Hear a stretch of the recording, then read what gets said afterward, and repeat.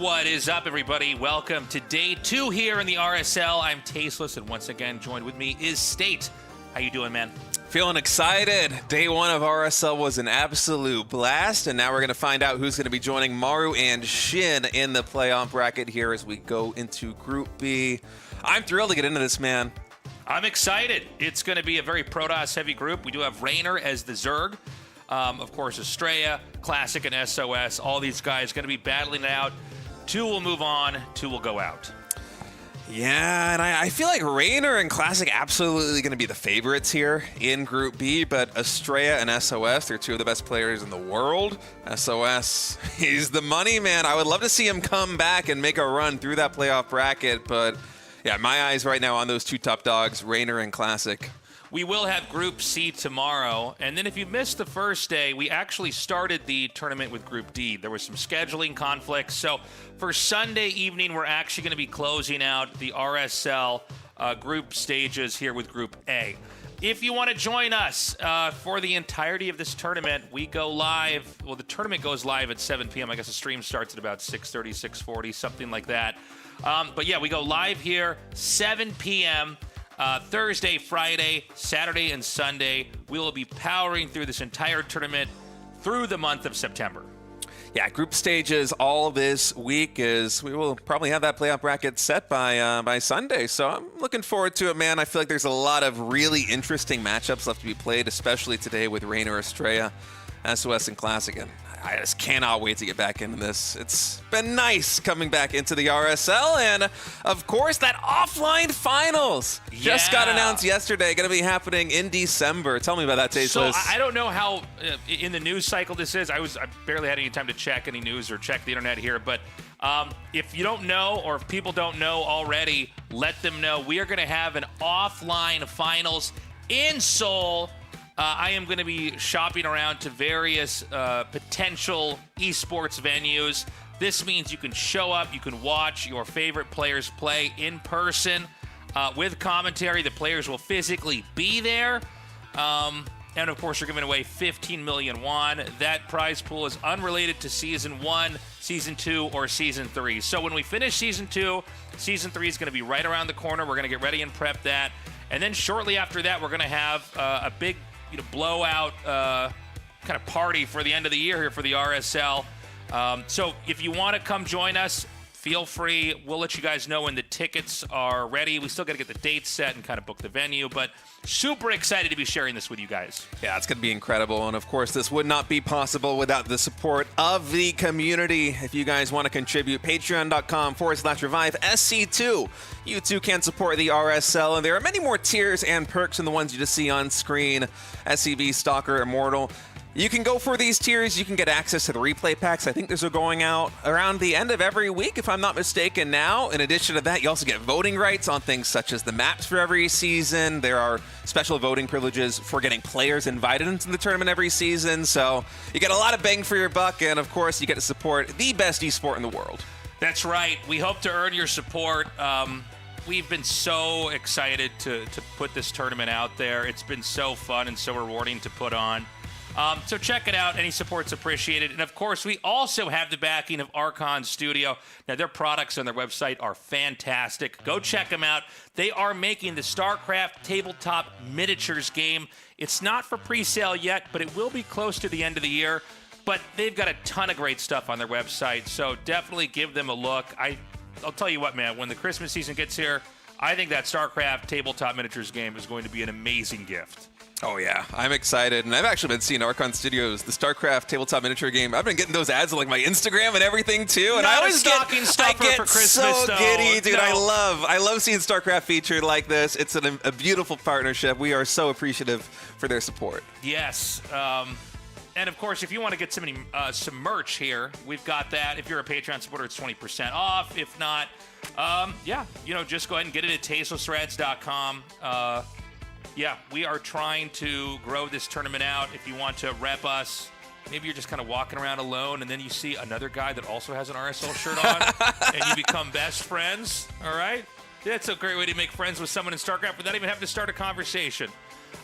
Guys, we need your help with the YouTube. We need to grow this YouTube. if you are watching this, like and subscribe. I'm a YouTuber. Let me know what you think in the comments. Wow. But if you're watching on Twitch, or maybe you're watching on my YouTube, we broadcast this here. We do have a dedicated YouTube for this. It is spoiler-free, so if you can't tune in live and you get really annoyed when you look at a YouTube thumbnail and you go, well, you just blew the whole show. Now I know who wins. We keep it secret. So please get out there and check out our YouTube. Yeah, and make sure if you do go to that YouTube, you go to the playlist section too, because the team's been hard at work kind of curating everything in a very easy to digest fashion. It's honestly fantastic. Anytime that I'm not here and I want to catch up on the RSL, if I can't watch it live, I'm at home, chilling with my iPad in bed, watching some RSL before I get some sleep. It's good. It's nice. And for me, growing up, I used to watch the StarCraft 1 Star Leagues, and that was really like my TV drama. Like I was crazy about having absolutely no spoilers. Not even like, oh, the games are good or the games weren't good or you'll really like game 2. I don't want anything spoiled for me. So we make sure to protect you guys who are hardcore and don't want anything revealed ahead of time. Anyways, guys, we're in game 1 here of the evening. This is Astrea versus Reynor. Astrea here in the top left is Protoss and Reynor in the bottom right. No off racing this time. Yeah, it's a good old-fashioned PvZ as we kind of get a lay of the land right here. Our observer Mapu showcasing all of the features of this map. Of course, Botanical, one of the maps that the Patreons voted to have into the pool. This is going to be the first map that I ever cast a Botanical here in StarCraft 2, so really excited for this. So look at that gold mineral only base right here in the center left, the center right by his Alnaga Watchtower. Pretty interesting map layout, all things considered. Yeah, this is going to be a fun map to explore here. I do wonder if this is going to be one where, a lot of times you have maps that split in some kind of a diagonal. Sometimes they split from top to bottom or from left to right, but I'm interested in seeing, as PvZ is oftentimes very much like this macro, a little bit of a slower matchup, assuming there aren't, very specific timing attacks, how exactly the map shapes out. Yeah, by the way, Nexus first build coming in here for Astrea. That gateway and double gas now coming online back at home. So a little bit of greed here from our American Protoss player, Reynor. Himself just going for a good old-fashioned hatch gas pool back at home. So all nice and standard for him. And for Astrea, I love to see him getting greedy like this in game number 1. I remember back when he was playing in GSL, watching him go for some of the craziest greedy plays I had ever seen in like PvZ and PvT. This guy, he loves trying to get away with little economic edges like this. And I mean, if you give him an inch here as Reynor, Astrea is not afraid of taking a mile. I've always liked watching Astrea's builds. I've always thought he's got a really kind of smart way of approaching the game. I felt like he never had the run I thought he was going to get in GSL. He had a lot of really rough groups, but a lot of times the games he did bring, I thought, man, this guy's so smart. Has been in Korea off and on a lot. I want to say almost more than any other StarCraft 2 Pro who was, extremely active, able to get to the very, highest echelons of, the biggest tournaments.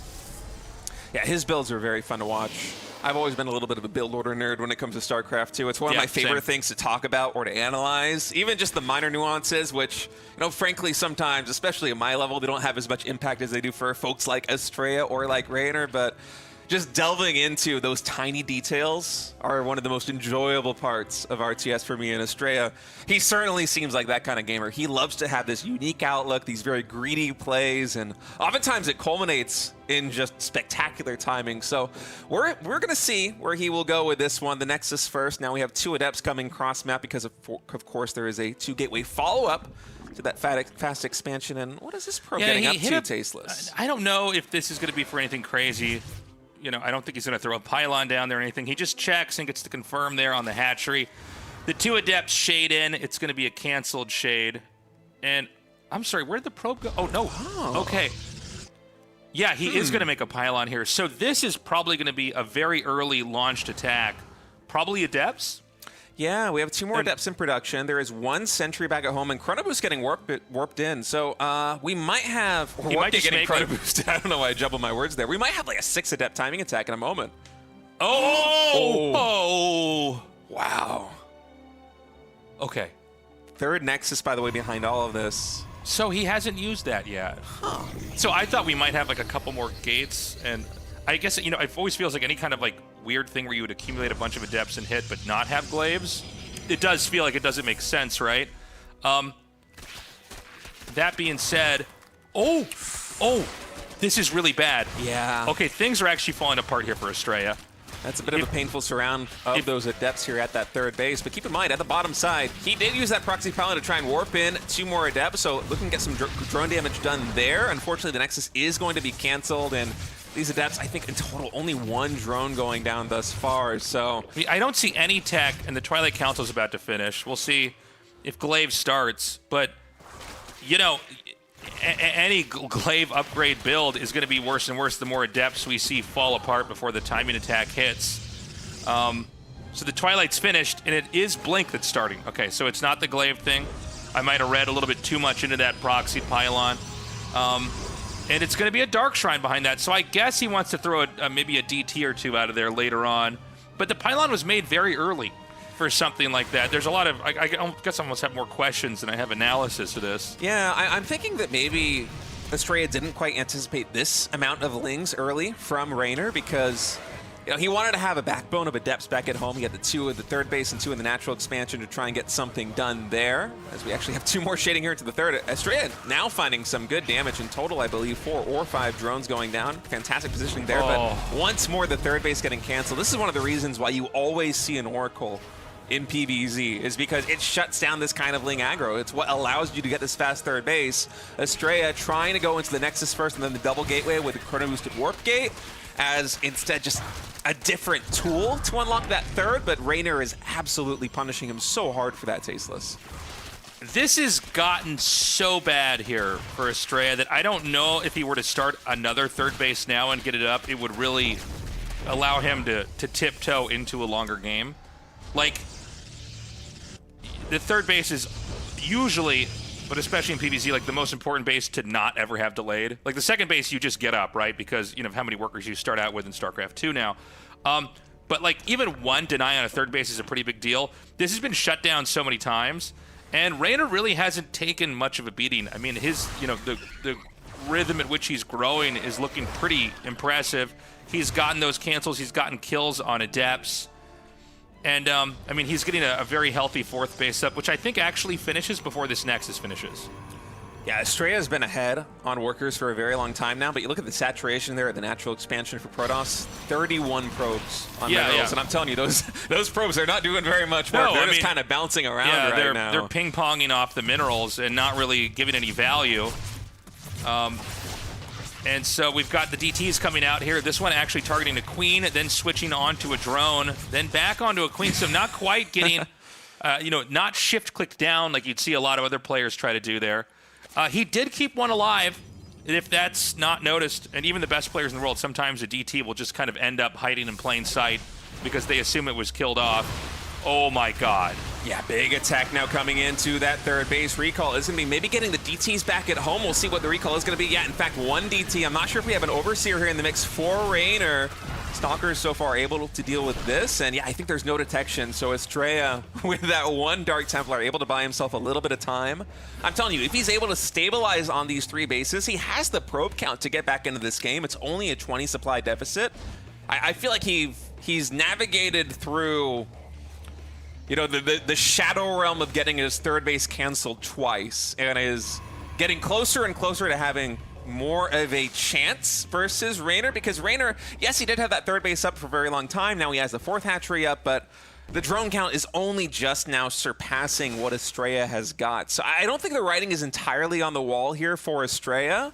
And with this Colossus tech coming in and the Archons from the Dark Templar, he's going to have a very powerful army composition for the next couple of minutes. Now, Reynor's going to max out really fast. I mean, once you start to see roaches made at an insane level of production, he probably wants to come in here and try to ram into the third, see if he can flatten the Protoss and maybe come in again and again and again. You know, a lot of what will happen in the next minute or 2 here from Reynor will be a consequence of all the interactions that we saw lead up to this moment before. So Astrea is basically just getting a very, very small amount of harass here, which is always worth it, right? Even if you kill a couple drones, that's going to be very good.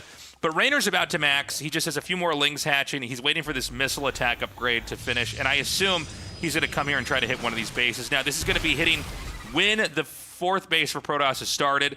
Keep in mind, Reynor did not mass expand. He dumped all of his resources into this max out, which we're about to hit. He's going to just spend that little bit of extra supply on a few more Ravagers, so there's going to be an incredible amount of corrosive bile.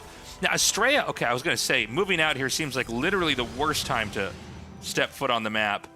But maybe if he can even just force them to stop and fire corrosive biles and slow down, kind of sandbag the progress, it might be worth it. Yeah, I like that blink forward right there. To be able to pick off a couple of stray Ravagers on the front lines. Reynor going to be looking to try and find an angle here with all of these Lings, and I like him actually moving across right here because this is the kind of choke point where you can buy a lot of time. Even with just 1 sentry, you energy recharge that thing. You've got 3 force fields available. Astrea uses them all right there, and he is buying time because Reynor, he's maxed out on a very low-tech army. His army isn't getting considerably better. Instead, he's investing in getting additional upgrades, unlocking more tech such as the Infestation Pit, the Hydralisk Den, taking potentially another base very soon, as that one now is getting thrown down in the bottom center of the map. But his army isn't scaling, whereas Astrea at 150 supply still has a lot of room to grow.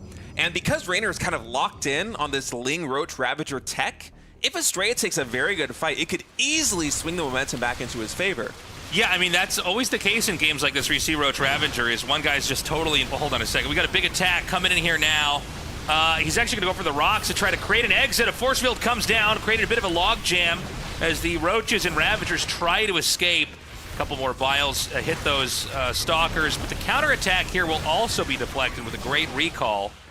And yeah, to the point I was trying to make earlier, whenever you see somebody on Roach Ravager, they're scary, but it's very much a phase of the game, and if you don't get your damage in then, Protoss is going to tech to something that's going to be much better than Roach Ravager, and then it's going to be an awkward position for the the Zerg, because they need to tech into the next the next tech that's going to actually be able to match what Protoss has done. And unlike a lot of games we see, it didn't seem like Reynor ever really went for it.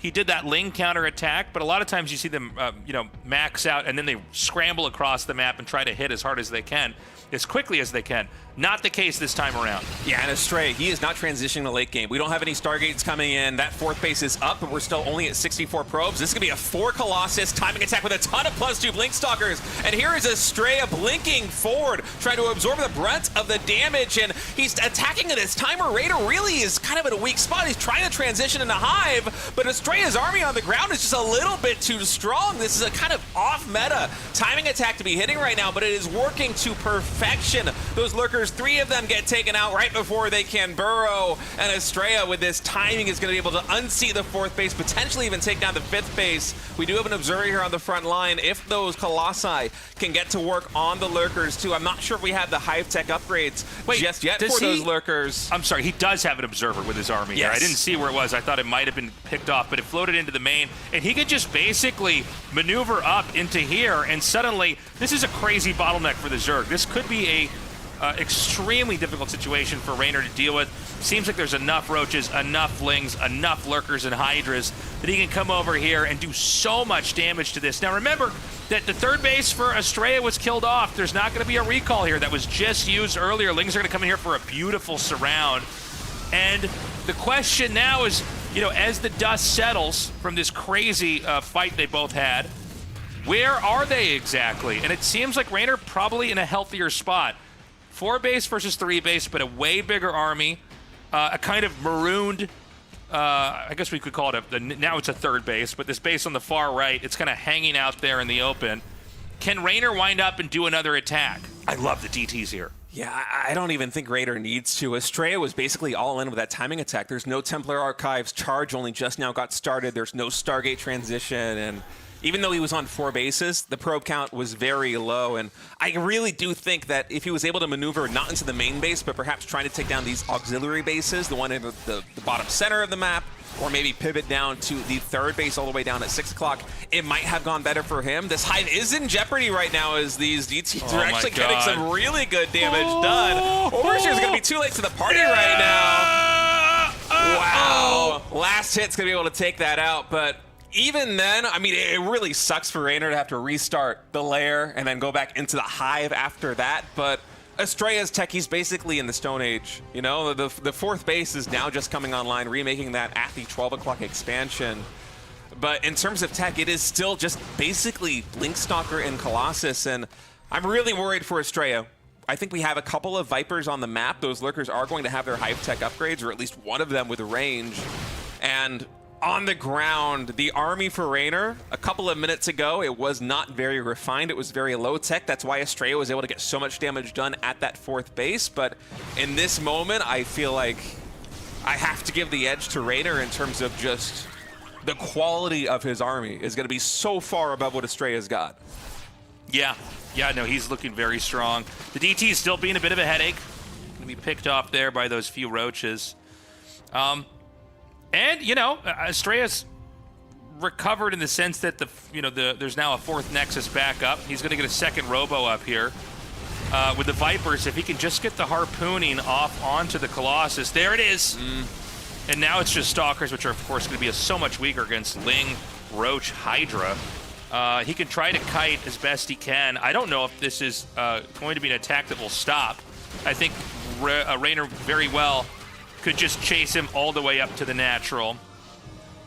Yeah, Astrea is going to try and muster all of his forces here between the natural expansion and the third base, but with these Hive Tech Lurkers, I don't see any angle of attack for Astrea to try and dislodge Reynor from this position, and so he's going to go for a counterattack. I think this is probably, given the circumstances, the smartest move he can make, but whenever you go for this kind of timing, or I mean, not this one in particular, but the one before with +2 Blink Stalkers and 4 Colossi and no follow-up plan, you're really hoping to get more done. And now Reynor is basically unleashed. Yes, he is going to be able to take some damage over on this side of the map. There's going to be an aggressive Blink 4. These Roaches and Hydras are going to go down, but Reynor is just wrecking havoc in the natural expansion.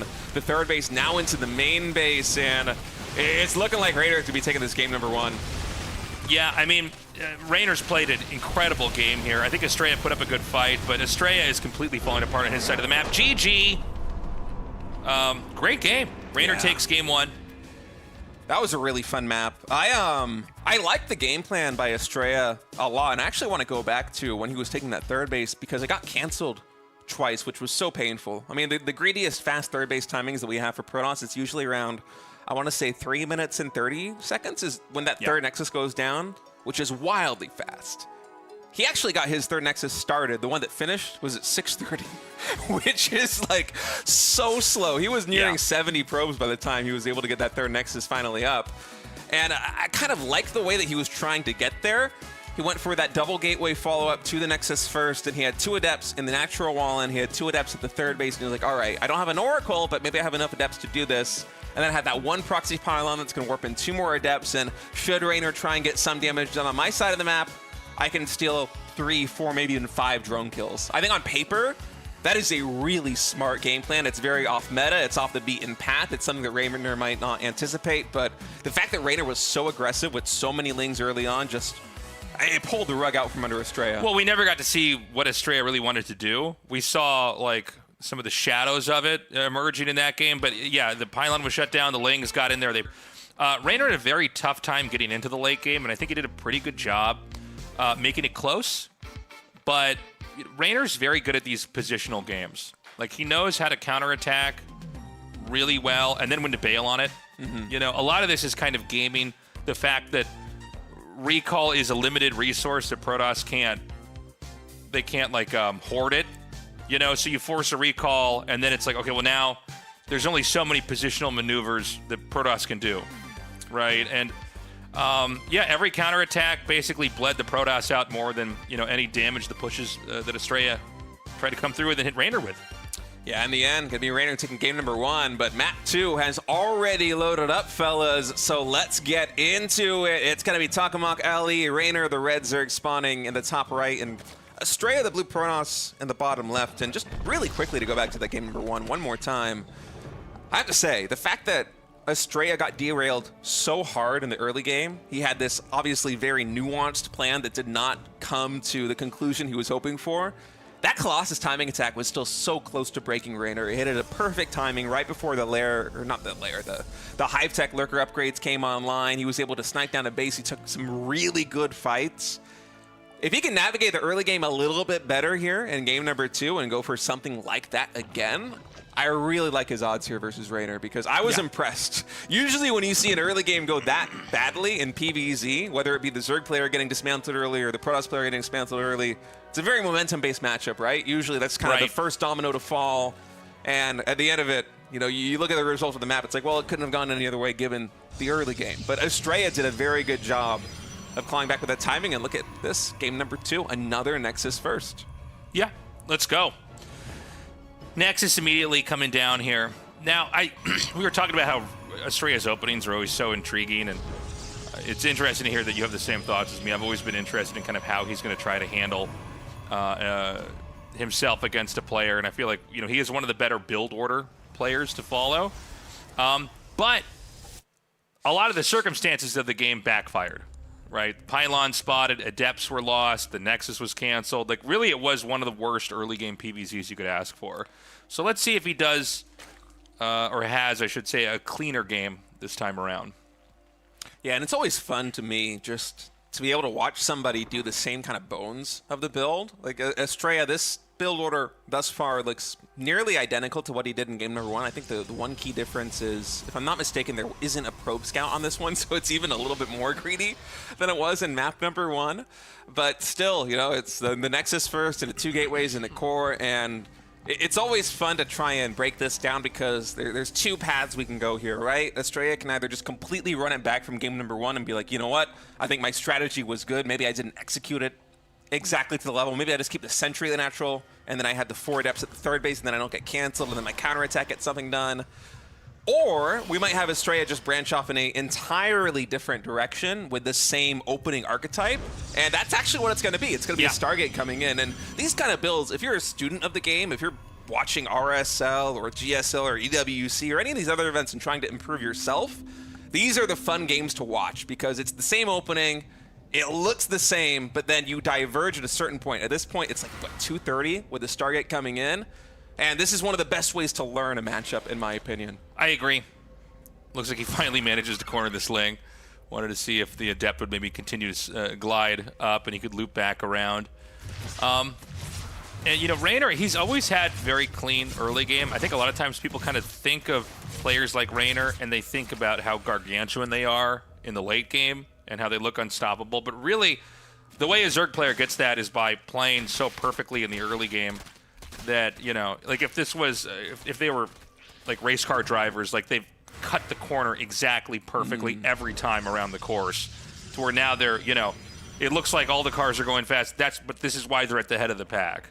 And you know, that's them ballooning out on the map with the creep tumors, getting the drones exactly where they need to be, and never missing a beat and never, you know, fumbling the ball when an attack comes. Now, this looks like it's going to be a slower game, and that's telegraphed by the Void Ray.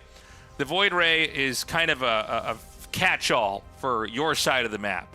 You can't be killed off by Lings, as long as you have something else to pair with the Void Ray. The Void Ray is not great against Lings. You can clear out Overlords, and you can basically darken your side of the map to the Zerg, and then you can tack into some weird stuff if you want, and in this case, it's going to be a very quick second Stargate. So I was going to, before I saw that second Stargate, say sometimes you'll see players play a very normal game, but this is not one of those. So it's basically super fast Stargate tech. Yeah, this is an awesome build order. That is a very greedy 3rd base coming in. The Oracle didn't even try to get any harassment done. You look at Astrea's vision right now on the minimap, and he's hardly scouted Reynor at all. It's just pure greed. The Oracle secures the 3rd base, and then behind it we have the Void Array, which can snipe some Overlords, and then is going to be able to have the baton pass to it, take over the defensive duties at the natural and the 3rd, and the Fleet Beacon follow up. I'm thinking this is probably going to be Tempest, and on the back of such a greedy opening, I feel like this has a lot of potential. It's actually going to be Carriers. Wow. All right, I'm excited, Tasteless. This is a fun build. Yeah, so, you know, with the Void Ray out, it's so hard to from the Zerg's perspective to see the Carriers in time. And so, you know, how many does Astrea want to get exactly in this build before you show? I'm not entirely sure. Yeah, do you know? No, I don't see carrier rushes like this all that often. Usually when you see the very fast second Stargate and Fleet Beacon, it's going to be something like Tempest, and you just go immediately. You try and snipe down queens. Ideally, you want to take down one hatchery. You want to inflict a lot of economic damage, and then recall the moment the corruptors come out. But carriers are much more of a fighting composition. Yeah. Especially with the +1 air weapons. They're going to make mincemeat of any of these low armor units. And as it is right now here for Reynor, he is going into Hydras. He's adding the Infestation Pit, so he is gearing up for a later game with the 4th hatchery also nearing completion. And my eyes are just glued on that production tab here for Astrea. How hard is he going to be committing into the carriers? Will we have additional techs coming in? Because unless I'm mistaken, there's still no Twilight Council. This might be a pure, like, say, carrier gateway timing attack or something like that. There's a lot of different ways this could go, but it's feeling aggressive. But what Reynor's doing looks good. He got Lings. He's getting Hydras. He's getting the missile attack. He's getting an Infestation Pit. And, you know, we saw exactly one Oracle. Sometimes what you don't see reveals what's really behind the curtain, right? It wasn't 2 Oracles even coming and trying to snipe stuff. There hasn't been a Warp Prism that's been out on the map. We haven't seen Adepts, trying to stay off of creep and maneuver around. That would be pre-Ling speed when you can maybe do that. But we haven't seen anything. A Ling comes in, just 2 Stalkers. Does he peek in for more? And, it does look like a pretty... I mean, this Protoss base kind of looks like a haunted house, right? It looks eerily empty and vacant. And obviously that's because the supply has now gone into 4 carriers. So I've been streaming myself playing StarCraft 1 a decent amount. Usually if you want to spring the carries on them, the number's 4. And I was about to say, I wonder if in this build, because in StarCraft 2, I'm really not sure about like when you'd want to show carriers here. But yeah, it feels like 4 is kind of the number where it's like you've got enough that you can really start to strong arm the Zerg. And so that's exactly what happened. So he's going to move out. We've got 7 Hydras. Now, when you're low on carriers, like obviously if you get 6 or 8, it's a different story. Oh no. My God. Well, I was going to say you could snipe the Interceptors at a distance, or you could just kill them. Oh, that's so sad. Well, guys. That's, yikes. That's what I call a game of StarCraft 2. Man, I was getting so hype. I was so giddy to go into this like mass carry. No, I know. We've already the got same 4 thing. carries on that +1 air weapons just completed, and then Reynor. Like sometimes when pro gamers cast games and people will be critical of them because they'll see the first mistake and they go, okay, well now he's behind, he's lost. Because when you're a pro gamer, you're kind of, if you're going to look at a game, you have to go, okay, how do I play as perfectly as I can? Where was the first mistake made? Although a lot of times they'll say that and you go, well, they're not totally out of the game. I think he's probably dead. Yeah, losing it's grim. 3 carriers to Reynor, getting literally no value. I don't even know if there was more than 1 Hydra killed there. So, this is going to prompt Reynor to just send it across the map. We've got Queens waddling across the map. Storm is coming. Yeah, Storm is nearly done. We have a lot more static defense coming in, although, of course, Seismic Spine Lurkers are going to make quick work of a lot of the static defense here on the front lines, should Reynor be able to get in range. But there is a chance that if Astrea has some very clutch Storms right here on the Hydras and is able to actually clean them up here with the carriers, that this will turn into an overextension here for Reynor, but we'll have to see if that's going to happen. So far, opening engagement quite good here for Astrea. Love him also bringing back these Interceptors, going in for a big Storm right there, catching a lot of units, but it's mostly the Hydra that you want to hit, not really the Lings. You need to soften up the Hydra, soften up the Queens, because the carriers are how you're going to hold this situation right now. The Lings get in here. He's actually going to snipe the air weapons, too. Oh, man, look at this. Microbial Shroud coming in, so the carriers have to target the units outside of that Shroud. They're doing basically no damage to anything under it, and so Astrea is going to have to retreat. Usually you don't see this ability being used very often from the Infestors, and now that it's dissipating, finally able to clean up a lot of these units on the grounds, and hey, that was a good defense on the front line there for Astrea, but the Lings getting into the main, getting into the natural. 31 probes dead. He's actually going to get air weapons level 2. He got the core to half health. Oh, now, too late. Too late. You should have killed it earlier. Air weapons level 2 is done. 31 probes are down. Another push comes in here with Hydras. And when you see Hydras versus Interceptors, it's going to go one way or the other. And in this case, there's enough Hydras that they can just, there we go. GG. That's sad. That's, well, it's a rare build, right? It's not very often we see 3 base insta 2 Stargate carrier. And so when you see it, you go, okay, well, there's going to be this element of surprise. You're basically trying to blindside them with these carriers.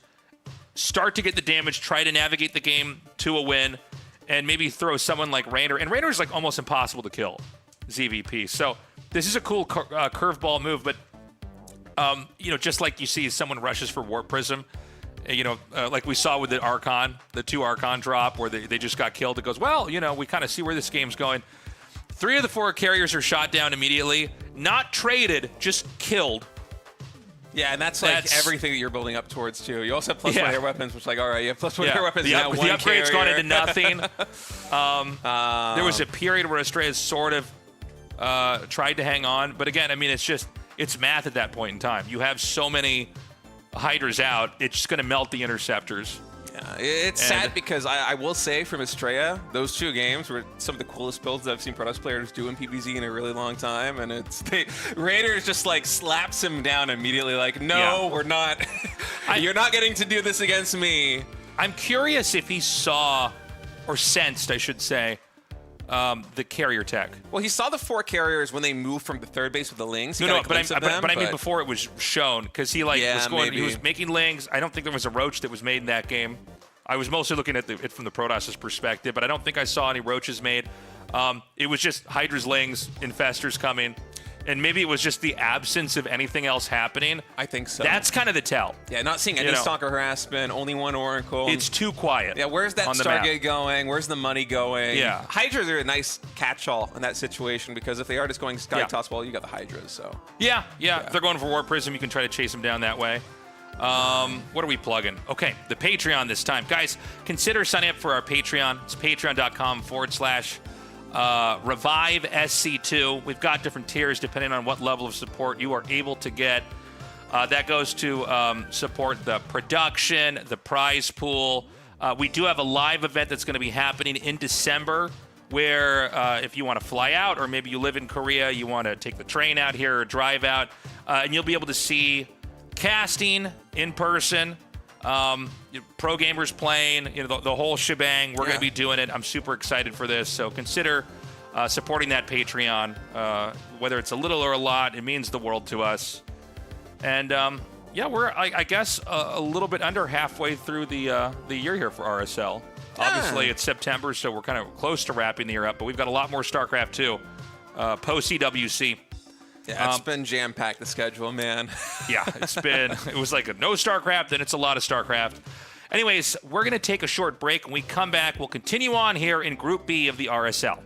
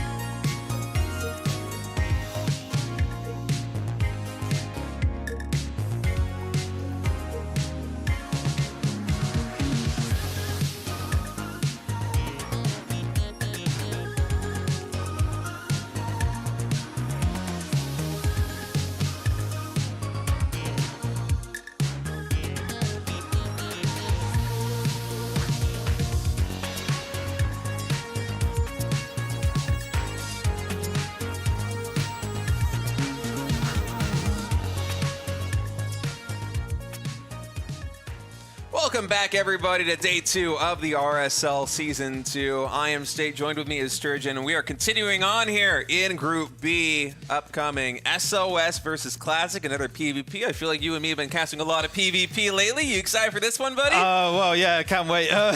We got two of Korea's finest Protosses here. Going to be a showcase of some high-level PvP.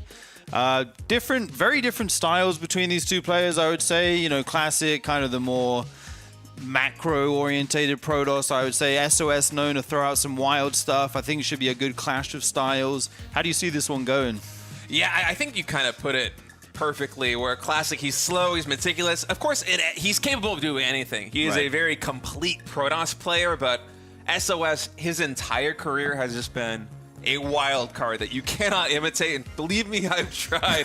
Back when I was competing in SOS, I felt like he was winning every single six-figure tournament because I'm pretty sure he was. Right. I was like, all right, how do I play like this guy? And you try to do it, but it's like trying to catch lightning in a bottle. He is just so unpredictable. He goes with the flow. He is zany. He's got a very unique perspective on the game, and so I think it's going to be a very fun, very interesting clash of styles between these two, but Classic, he is undisputably the best Protoss player in the world right now. Reigning RSL champion, second place EWC. A lot of people heading into EWC were expecting him to be the champion of that one. Right. Terrific performance in GSL all year long. I mean, Classic, he is on fire this year. Yeah, this is kind of a story of two Protosses who have left the scene and come back, you know, or been coming in and out of the scene. Classic came back, you know, really strong, like you said. The current RSL champ, killing it in EWC. He's kind of the Protoss to beat right now, and I would put him as the favorite in this matchup. But like you said, SOS, you can never count this guy out. You never know what he's going to bring to the table. And we are going to get into these games. The players are getting ready here. And the first map is going to be on ley lines, guys, as we jump into game number 1. Yeah, and here we go. SOS, the barcode Protoss, spawning in the red in the bottom left, and Classic, the blue Protoss, here in the top right of ley lines. And yeah, I'm expecting a little bit of shenanigans here from SOS, although it's part of the unpredictability with him is that he also is capable of playing this a safe, standard, greedy macro game. Right. And so I'm curious because these are two players top in the world, top in Korea as well here. You know that they're hitting each other on the ladder. You know that they have a pretty good feel for each other's play styles. And so the mind games, I'm sure, are going to be running very deep over the course of this series. Absolutely. If you look at the production tab and the timing on these probes meeting in the middle, this build is perfectly mirrored. I literally can't see a difference in that production tab right now. The probe, the gateway, and the assimilator. Okay, we do have the second gas coming down here slightly quicker for Classic. And now the other one going down for SOS. Just a minor variation there.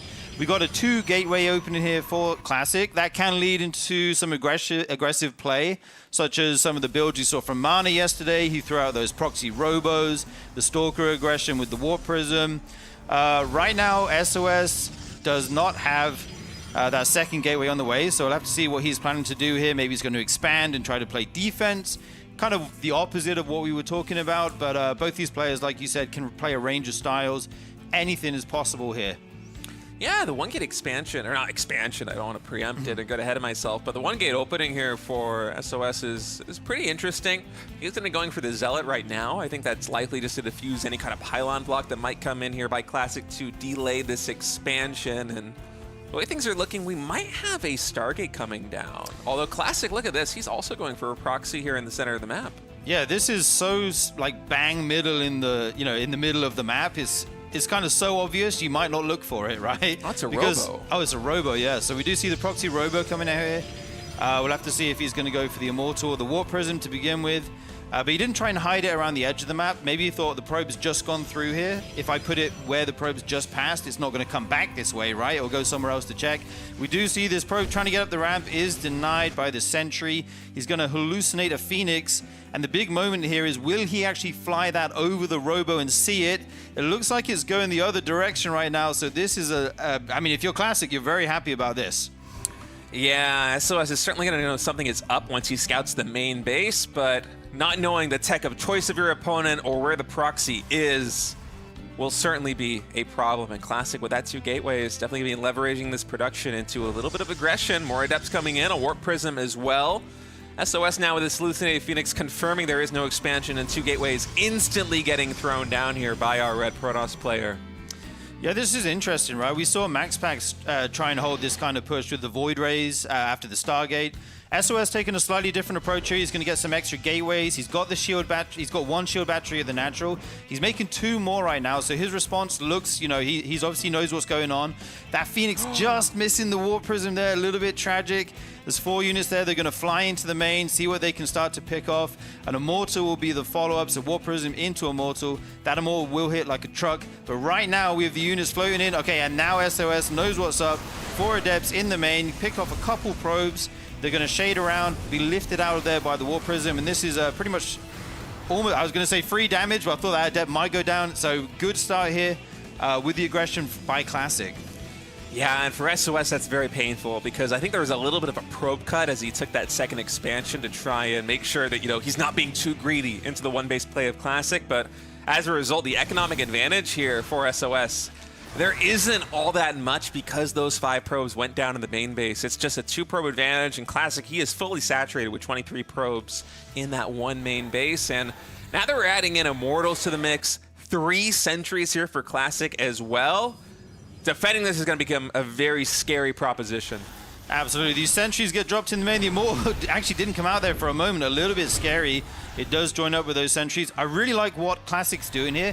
He's forcing SOS to keep a big portion of his army in the main. So when this push does happen at the natural, okay, look, there's 3 Stalkers in the main.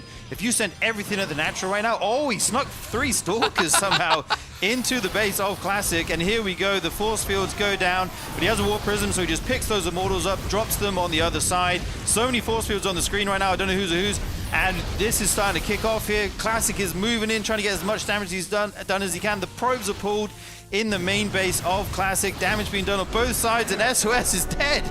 Yeah, I mean, that kind of timing attack can end the game in a hurry there. And I think this is one of the reasons why you typically see a Stargate come in when you go for that fast expansion. Of course, going for 3 gates like that, it is a viable option. But against what Classic was doing with a proxy robo, you can see the difference in micro capability. The Warp Prism allows you to kind of juke and jive. Those force fields, yeah, they isolate some units there of Classics. SOS, he's trying to focus them down, but with a Warp Prism, I mean, hot pickup, and then everything stays alive. And then on the flip side, if you're just playing with the gateway tech, the same way that SOS was, Classic's force fields come in, and you are locked in. It doesn't matter if you have shield batteries because those Immortals are going to power everything down so quickly, and that was a clean Game 1 win here for Classic. Absolutely. I love the point you brought up about the Stargate. If you have that Void Ray, that Warp Prism pressure in the main doesn't really get to happen, right? You can zone out the Warp Prism with the Void Ray, and then guess what? You don't have to leave a portion of your army in the main to defend. So what happened was SOS ended up with like 3 Stalkers in his main defending. He sent 3 Stalkers across the map to counterattack. Maybe regrets that now. I'm not sure if he needed those at home. But he ends up being spread very thin, and then the whole army goes into the natural, and it just hits so hard at that timing. Yeah, I almost feel like the response that SOS had with the 3 gateways versus the pressure is partly because he didn't know exactly what Classic was going to throw at him. It was very late that he scouted the proxy robo with the probe. I think it was basically the same time the Warp Prism was going into the main base is when he missed it spotted twice, right, on the map. A little bit unlucky there, maybe. But I think maybe even more than twice because there was another Hallucinated Phoenix that came in, a second one that also didn't spot it, and so it was just... Yeah, it was a little bit of a tragedy there for SOS. Had it been, say, a proxy Oracle with gateway pressure, SOS has all the tools in his belt to defuse that situation perfectly. Unfortunately for him, a little bit of unlucky draws with the scouts, and Classic just had the perfect tech of choice to decapitate SOS's natural expansion. And now Classic just 1 map went away from facing Reynor in the winners match. Of course, this is a GSL-style group, so the loser of the series, they are not out of the tournament. They will be facing Astrea in another PvP in that elimination match. As Game 2 is loaded up, spawning here in the bottom right, the red Protoss of Maganatha, it is SOS. And in the top left, the blue Protoss, it is Classic. Absolutely. I think maybe Classic was watching the RSL yesterday, dude. He saw Mana proxying these robots. He's like, hey, that's pretty good. I'm going to try that tomorrow against SOS. And it worked out beautifully for him in that first game. I kind of expect something different out of both these guys. They've got a huge tool belt of builds that they can bring to the table. So we'll have to see what they want to go in for. I'd love to see SOS be the aggressor. I think that kind of suits his playstyle more. But on the other hand, maybe you could say that's predictable. That's what Classic might expect. So we'll have to see what they're going to go for. Again, the builds are perfectly mirrored here. That's when you know you're watching the best Protoss's in the world, when those builds line up perfectly. Again, we see the second gas for Classic coming down just a hair quicker than SOS is. And right now, SOS has a probe moving into Classic's base here. And Classic, if I'm not mistaken, has not sent a probe out yet. Yeah, just going for a second gateway scout instead. Yeah. It's a pretty typical timing. If you're not really afraid of any kind of early proxy going for the 2-gate scout, it gets you a little bit more mining time, of course, because that probe is it's mining minerals, right? It's not all the way out on the map, but that is going to allow SOS to go for a really greedy Nexus before core. This is one of the reasons why a lot of players will go for the gateway scout the same way that SOS did, is because it allows you to block that Nexus from getting thrown down. But Classic, it almost feels like he's just expecting this kind of greed for SOS. Maybe this has kind of been SOS's MO in the PvP matchup lately, because Classic, with no scout, has already proxied a pylon on the top right side of the map. Yeah, I guess when you go for those 2 gates, you don't need to scout, right? Because you're going to have enough units to deal with any aggression, and probably you're going to be the aggressor if they're expanding, like you say, or staying at home. We do see 2 Adepts coming out for Classic. They're going to try and probably shade into the natural, try and get into that main base, pick off some probes. Of course, SOS will probably be ready, maybe throw down a pylon, we'll have to see. It is a robo again, so this Classic could just be sending it again, you know, do the same thing. War Prism, pressure in the main, come back round to the natural, bring all his forces into one place, and try to end this game early. Yeah, if you don't go for a Stargate, this is such a difficult build to stop here for SOS. So I'm watching that production tab, but we have a second sentry the same way we did in game number 1, and indeed we will. So likely not going to be a Stargate here for SOS, and that means that, you know, the Swiss Army knife of units that he's going to have aren't going to be perfectly capable of dealing with Warp Prism harassment, with those Immortals. It is crucial that he scouts this as quickly as possible. Please don't miss it this time. Okay, he sees the pylon, he sees the robo. I really like that this is proxied in the speed zones, because it's only a little thing, but each unit will actually get there a little bit quicker. Like, it might be a second or 2, but those seconds can really matter in such a volatile matchup like this when you're going for these proxies. Yeah, we do see the Adept shade in. Like we said, they're turned away by that pylon block. Cancels that, doesn't want to get a full wall, obviously. That would be kind of tragic, and he's going to have to keep doing this. It's kind of annoying to deal with. And Classic's going to make him spend that APM tax, basically. We do see the Immortal coming out as the follow-up. The War Prism already here, so now he's going to pick up the Adepts. Oh, he's got 2 at the natural and 2 at the front. Oh, and there's no wall this time. The Adepts actually getting in it. Oh, doesn't commit to the shade, though. Yeah, I actually decided not to commit to the shade. A little bit of a surprise right there, but instead this drop going to be coming in. So far, just kind of evenly distributing the damage on the probes. I believe none of them actually went down. Maybe 1 in total, though. That might have been the scouting probe. In any case, SOS, so far, not taking any damage. This has been a much better defense than game number 1, and a lot of that is because he got the scout on that robotics facility in the top right side of the map. 11 worker advantage here for SOS. He's going to pop this shield on the Immortal. At Warp Prism also already losing its shields, and so I'm liking the position right now for SOS a lot more. 3 gateways, it's much more difficult to defend this kind of push, in my opinion, as opposed to a Stargate, but with the start that SOS has, this might be possible. Yeah, he's doing a much better job of dealing with this. He's got that shield battery in the main again, so these Stalkers can actually fight the Immortal. If you don't have that, they can just die, right? The Immortals hit these Stalkers so hard. Being armored, obviously. He's got his whole army here. He's got to be careful with this War Prism. Actually, these units might be stuck here. The Immortal's getting low. He's got to save it, but he can't. The War Prism's zoned out by the Stalkers. It goes down. SOS suddenly looking in a very nice position here. This War Prism needs a little bit of time to regenerate its shields. If you lose the War Prism, the game's basically over, right? You need it to pick up units, drop them over force fields, drop them in the main, that kind of thing. And yeah, Classic's building up to this big push here. And actually going for the Stargate now. Wow.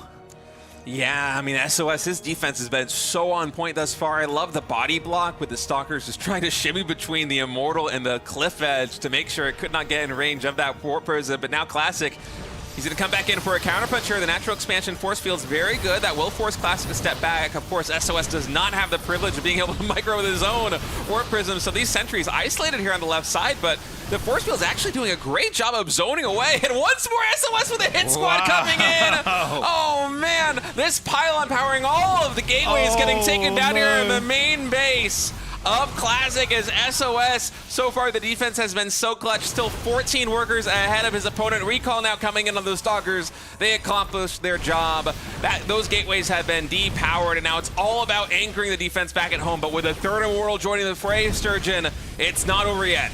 Absolutely not. Shutting down all the production of Classic there with a beautiful counterattack. This time sending 4 Stalkers instead of 3. Gets the job done this time. Manages to bring them back. And now he just has to stay alive, right? He's got more than enough. He's actually making more probes. That feels insane to me. Like, he's already so far ahead, it feels like. But he's going to keep making them. Now we have a Phoenix out, so there's no more sending that Warp Prism into the main, ferrying the units up there. The only thing he can do now is basically shove the natural. So SOS can bring all his units there, focus everything. Look at him pre-spreading the Stalkers, getting that, not going to get his army cut off by the force field. He's got so many shield batteries here. Actually two Phoenixes now continue to make those. And Classic's on a timer. He's got to make this happen. Yeah, the income disparity is massive right now in favor of SOS. And for Classic, he wants to wait until he has enough Stalkers to defuse these Phoenixes when they actually come in and lift up the Immortals, because that's really the way they're going to have to deal with this as the Blue Protoss player. Warp Prism Micro now coming in. Just trying to use all of SOS's sentry energy, and SOS being very cautious with this. Notice he drops 2 force fields. That sentry looks like could drop at least 1 more, probably 2 more. It's very close to 100 energy, but in any case, battle now commencing. Phoenixes are going to be coming in right now, in range of that shield battery, in fact, and so these Stalkers are not able to take them down very quickly. Immortals falling. Those probes are also getting pulled. The Zealots on the front line as well, absorbing a lot of this damage, and that Warp Prism is in jeopardy. Oh, dude, the hold position by SOS on his whole army there, not getting baited into Classic's attack was beautiful. And now we see him pushing this army back, bringing the probes. He says, okay, I'm so far ahead, it doesn't matter if I lose 5 probes here, maybe even 10. Like, he just has such a big work lead, he can use them as a meat shield. And he's pushed this army back for now. There's still 4 Immortals with a 5th one on the way, so it's still scary. But also as the Phoenix number climbs, you're going to be able to pick up more and more of those. But this push still has a little bit of teeth left, gets 1 Stalker there, that's nice. If he can do that a bunch more times, he could still be able to win this game. The Immortals are picked up. I think one of the Phoenixes got killed instantly. He's focused down by those Stalkers. So many units going down here. SOS fighting away from his shield batteries right now. I'm not sure how wise that is, but the units are trading out here. Immortals going down. This is huge damage by SOS here. Yeah, man, you can see the game plan from game number 1 coming to fruition here in game 2 for SOS. A little bit more greed with that Nexus getting it thrown down before the core. The clutch scout on the proxy robo. And again, I kind of eat my words a little bit. I always talk about how difficult it is, whether I'm playing on stream or whether I'm casting a game, trying to defend proxy robo with pure gateway tech.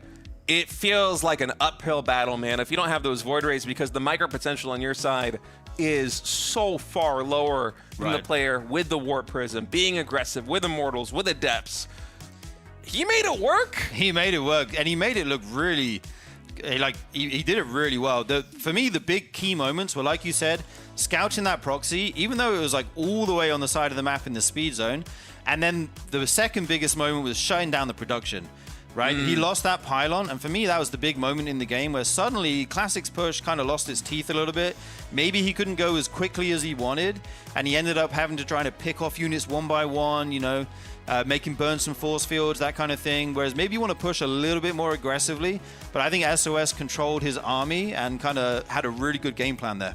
Yeah, especially the defense in the main base of the drop coming in with the Immortal. the body block, like actually surrounding it instead of... I was watching Warcraft 3 there. Like, yeah! That was a 6th round, dude. Got those Stalkers on a north, south, east, and west of that Immortal, absolutely trapping it. The Warp Prism couldn't help it get out of there.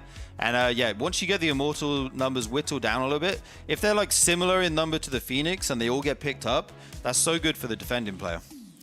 Yeah, well, SOS able to make the magic happen right there on defense. Is he going to go for the same greedy 1-gate expand style here in game number 3? Because I do feel like if the builds get run back again, I'm going to give the edge to Classic, because that was kind of a miracle hold there in game number 2. You know, everything went so well for SOS, and it's not like it was luck-based. It's just that executing at that level is very difficult to do consistently, even if you're the best player in the world. So we'll have to see what the build orders of choice are going to be as the deciding map is loading in. It's going to be Takamak, SOS, the red Protoss, spawning here in the bottom left. Classic, the blue Protoss in the top right. Dude, if we couldn't see the player names right now, like we knew it was Classic versus SOS, but we didn't know who was who, I would definitely say they were the opposite players, right? I would say, oh yeah, SOS is the guy proxy, and Classic's probably at home defending, making it happen. But no, Classic being the aggressor here. He's done it twice, the same build basically. It worked in the first game, not in the second game. And yeah, we'll have to see what he wants to go for here. I'd like to see him mix it up a little bit. If you're SOS though, I feel like he's confident that he can shut down the proxies if he knows about it. Like if he finds that proxy, if he knows it's coming, I feel like he's very confident in his response because he didn't shy away from the Nexus in the second game.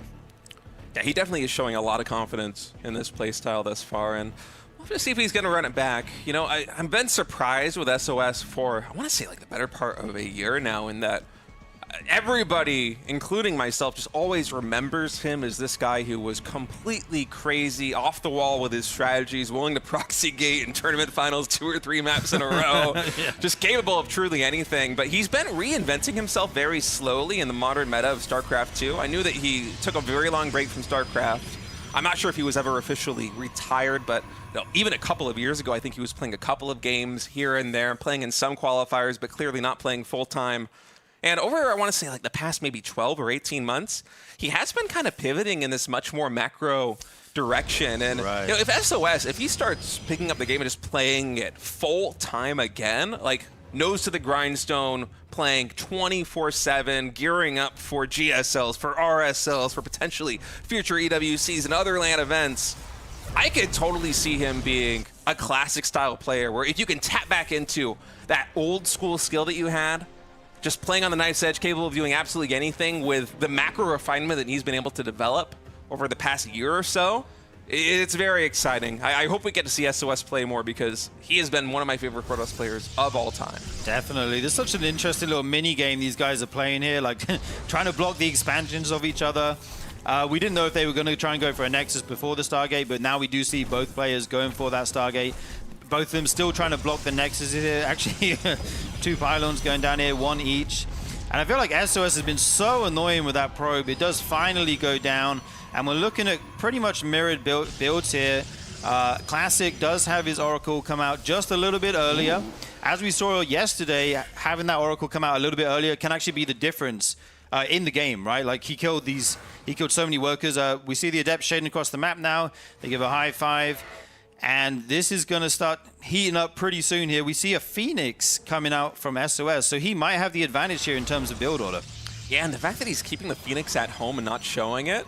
Classic is also going into a Phoenix of his own, but of course he went for that first Oracle, as you pointed out. So if SOS is able to safely intercept this Oracle before he can get any probe damage done, or maybe even just 2 or 3 probes, yeah, I'm absolutely loving SOS's position. And wait, SOS has such a good read on this. He's taking a 3rd gas geyser already at the natural expansion. The Nexus is not done yet, and this is the way that you play a Phoenix versus Phoenix mirror. It's a very gas-based economic game.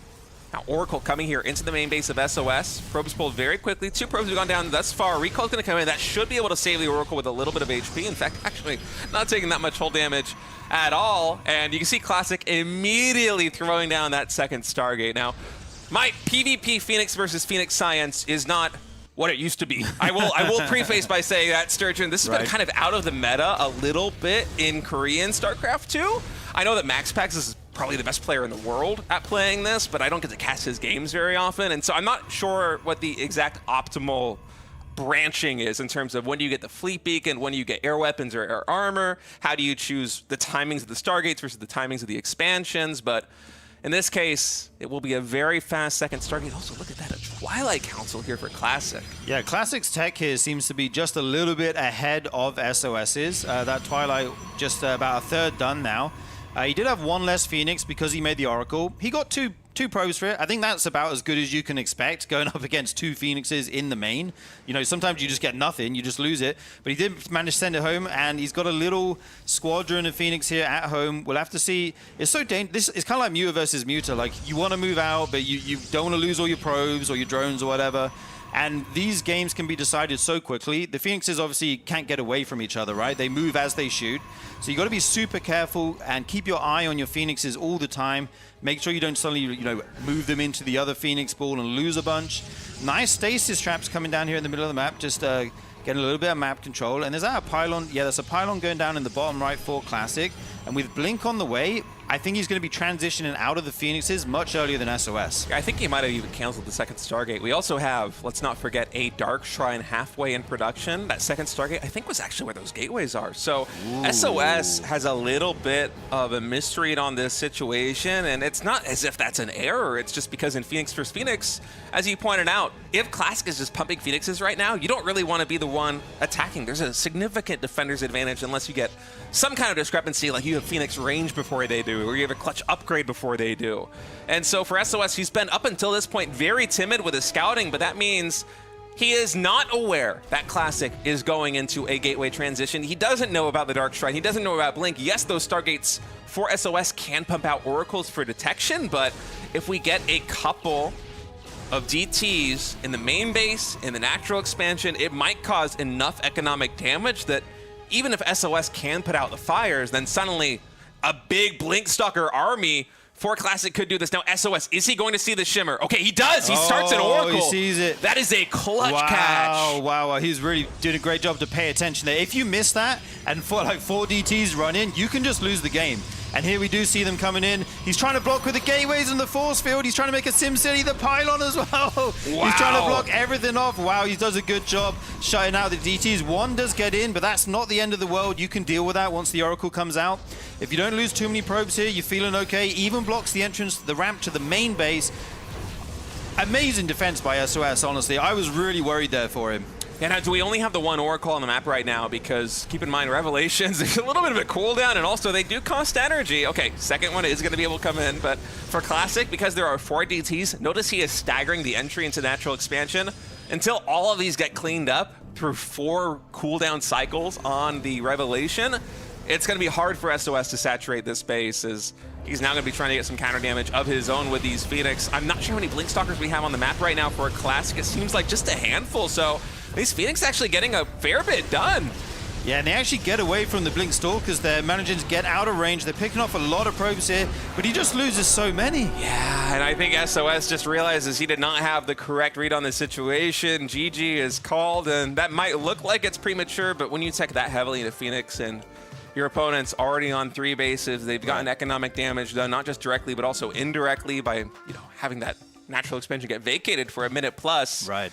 You don't really have any of the tools that you need to create a winning situation. So SOS, he recognizes that he's going to be tapping out, and Classic will move on into the winner match versus Reynor. That's going to be a very exciting match coming up. Oh, dude, that's going to be so sick. I cannot wait for that one. I really like how Classic played that. Like you say, canceling that second Stargate, getting the pylon out on the map, getting those DTs in, while SOS has to deal with that at home. He's transitioning. He's getting that third base, like you said. He's getting his eco up. He's going into mass Blink Stalkers, which, guess what, is pretty good against Phoenix, right? Like, yeah, the Phoenix player can pick off some probes, but as Classic, you don't need to move out because you're the guy with the better eco, right? SOS has to get something done to you. So he just sits back, absorbs that Phoenix harass, picks off a bunch, and then, like you say, if you've been making Phoenixes all game and that's all you've got, and you lose them, then what have you got? You got nothing. So SOS forced to tap out there. He will move down to the losers match where he's going to meet Astrea. So we'll have another PvP there. And in the winners match, we'll have a banger of a PvZ. Yeah, so guys, make sure you check out the RSL Revival YouTube, youtube.com/@ReviveSC2. We're trying to build up the RSL Revival YouTube, not just to have a big YouTube, but also to try and get this on everybody's radar. You know, I've talked to some people like the community, and people are still getting surprised that this kind of event is happening live on Twitch, that it's also on YouTube. People are constantly discovering the RSL. So Even if you're already watching this live, if you could subscribe, if you could check out some of these videos, the team has been very meticulous, very hard at work at setting up these playlists, spoiler-free VODs for everybody. It would go a long way to spreading the word that RSL Revival is happening. Get the word out there. We'd appreciate it very much. Absolutely. We love you guys over there on the YouTube. Thank you so much already. That concludes the second series of the day. Yeah. And I think we will be moving to a short break soon, and then we will be back with the third series of the day, guys. Sounds oh boy, good. I'm excited, man. All right, guys, don't go anywhere. We'll be back with Reynor versus Classic.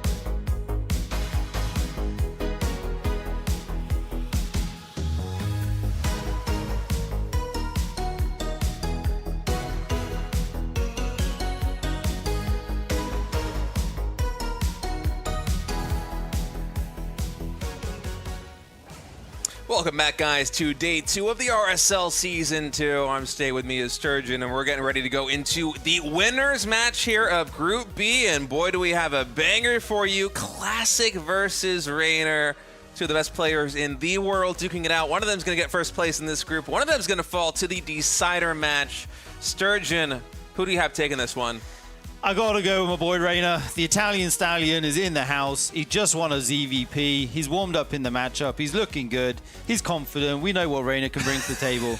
Classic, on the other hand, he's had some amazing series versus even the likes of Cyril and stuff recently. Yeah. Kind of going back and forth, and he's got that late game on lock. Let's just get that out there. If it goes to the super late game, I'm going to favor Classic potentially.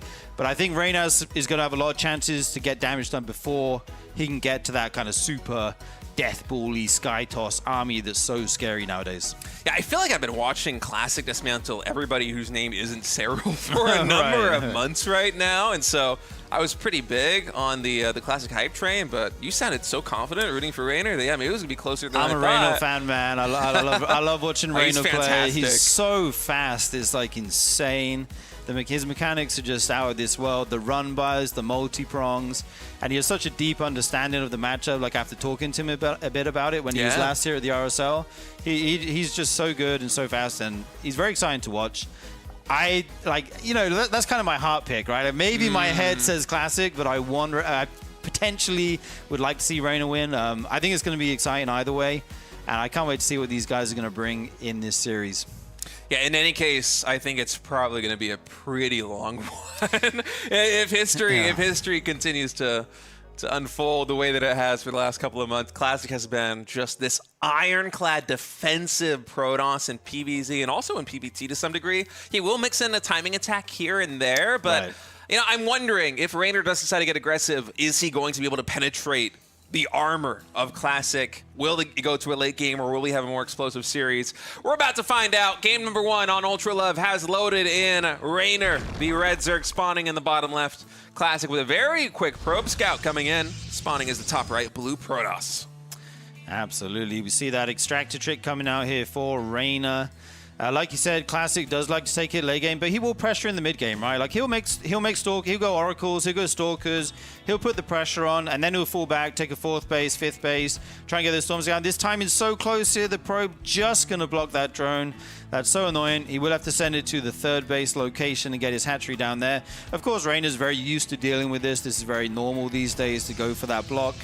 It just, makes your build order look a little bit different in the early game, but it will end up being pretty similar down the road, as obviously you lose mining time, sending that probe out so early to be able to do that. On the back of it, we have the gas, and we'll have the pull afterwards. This probe's just going to scoot around in the main base, check nothing weird's going on. You can actually see the 3rd base from there. That's very nice.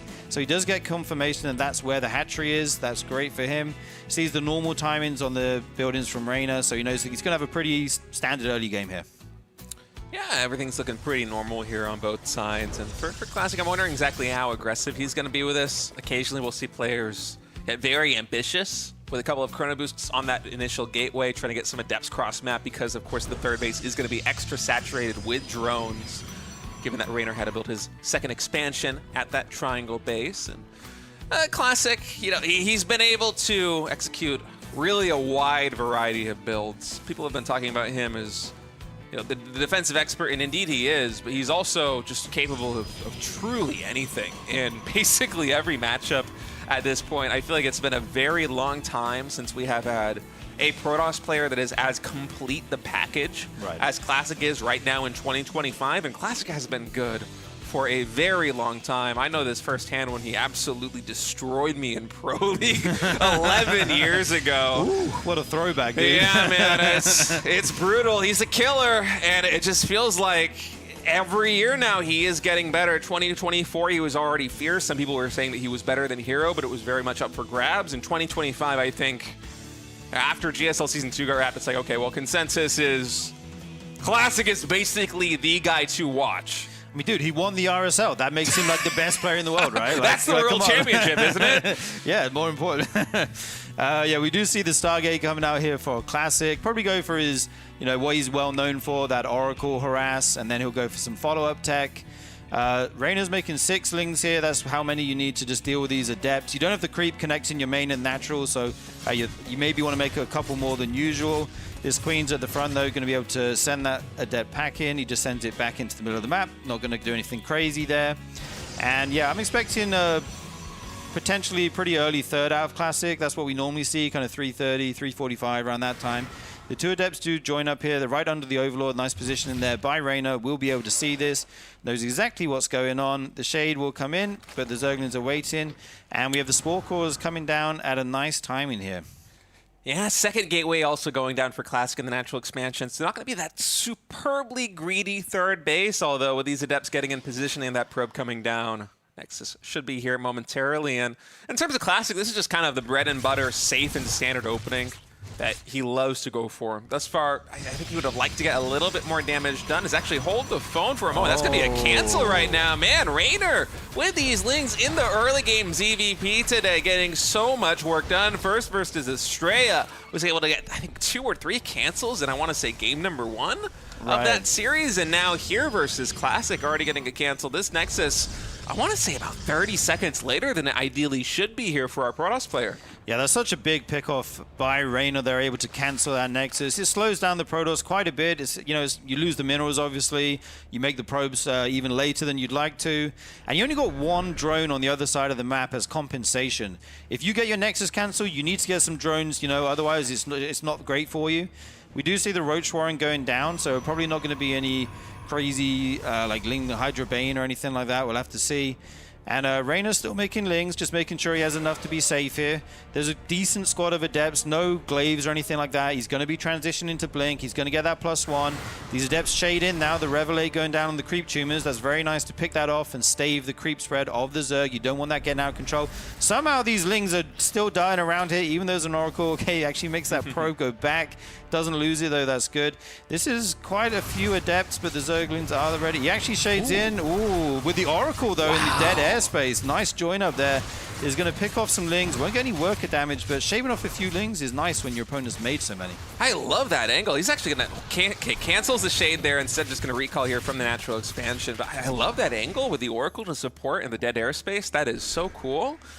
I want to say that's the first time that I've casted a game where a player was able to utilize that location to that degree. That was very impressive. Reminds me of, sometimes these maps come out, although map makers have gotten a lot better at this, so it's not quite as common a problem as it used to be, but in years past, a map will come out and the Terran players will be like, all right, well, this is the new Siege Tank spot, and it just completely wrecks, especially in TVZ. It kind of felt like that a little bit right there for Classic. That was beautiful, but in any case, now, Blink and +1 Grand Weapons coming online for Classic. Very fast 5th and 6th Gas Geyser as well, trying to make up for maybe a little bit of lost time with that delayed third base, and he is already going into his 6-gate Storm. This is the Classic build. This is exactly how you do it. 6 gateways, +1 Blink, Templar Archives, 6 gases on 3 bases. This is the bone that you work with, right? This is the skeletal structure, and from here, there are a couple of different ways that Classic has liked to play it in the past. Occasionally, he will go for a 4th base, but he'll warp in a lot more Stalkers. He'll try to do a Blink Stalker timing and maybe preempt the Zerg before Hive Tech comes online. We've seen him win games versus Rogue outright with timings like that in the past. Occasionally, though, he will go very heavy into the fast Stargates and Fleet Beacon. Instead, I think it might be more of that aggressive option with more Stalkers coming in, with Charge getting started and no extra Stargates just yet.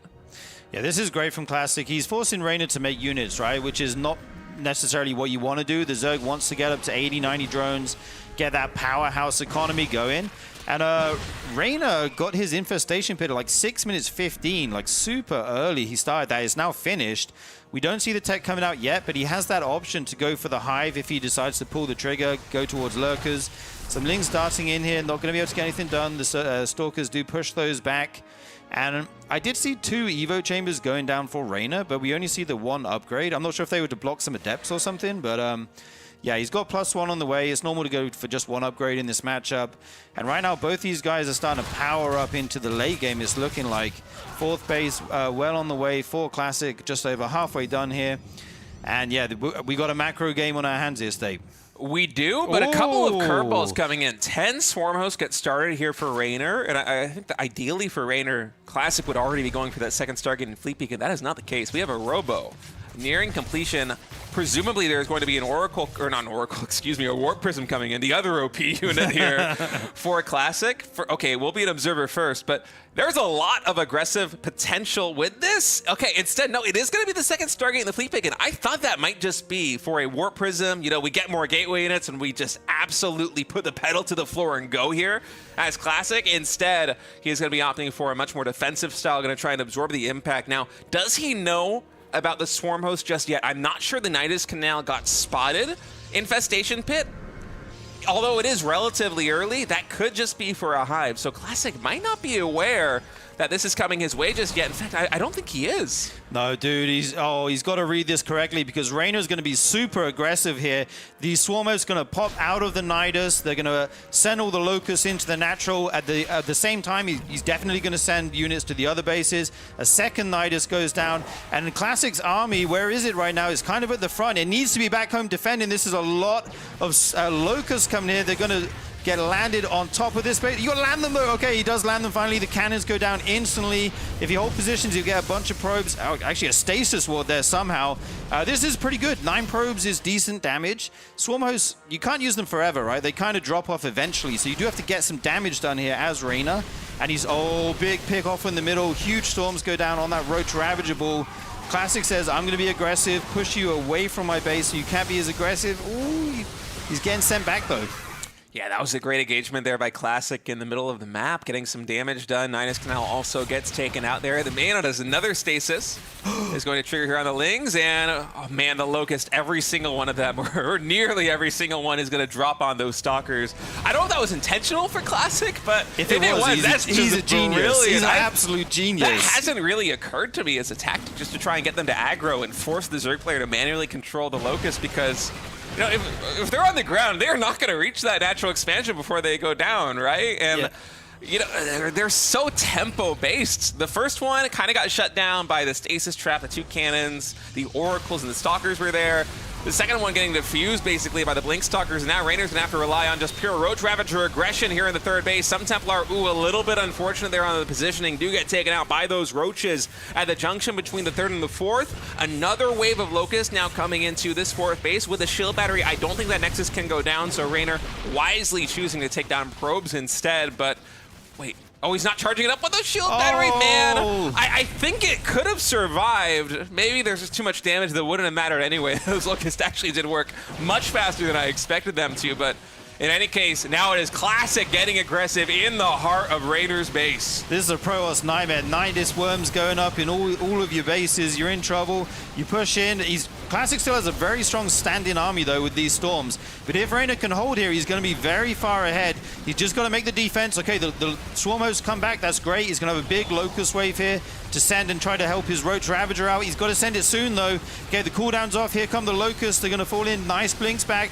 There's actually 2 carriers here, and there's not a huge, like, Hydra count to deal with these if he can get the intercept count. But so many High Templars going down. They are so expensive state. A total 4 Hydras and 3 Queens. That is the anti-air right here now for Reynor as he's scrambling to get more. In fact, 13 in total being produced right now. And if they're able to join forces, they should be able to deal with the Interceptors. But until then, especially with more Queens and Hydras getting isolated here by the Blink Stalkers, by the carriers at this area of the map, it's gonna be a problem for Reynor. The Swarm Hosts, they're not very good defensively. They're good when you can pull your opponent apart, and one of the reasons why Classic is being so aggressive with these blinks is, yes, he's also dropping the Locust, but he's sniping the Hydras. And so much of the firepower of this Protoss army now relies in the air. As long as he can keep the anti-air count low for his opponent, Classic can win this game, and the momentum is building. Oh, absolutely. Like you said, the anti-air is a major problem here for Reynor. These Locusts off cooldown right now, just a few coming in at a time, dribs and drabs. You want that big wave.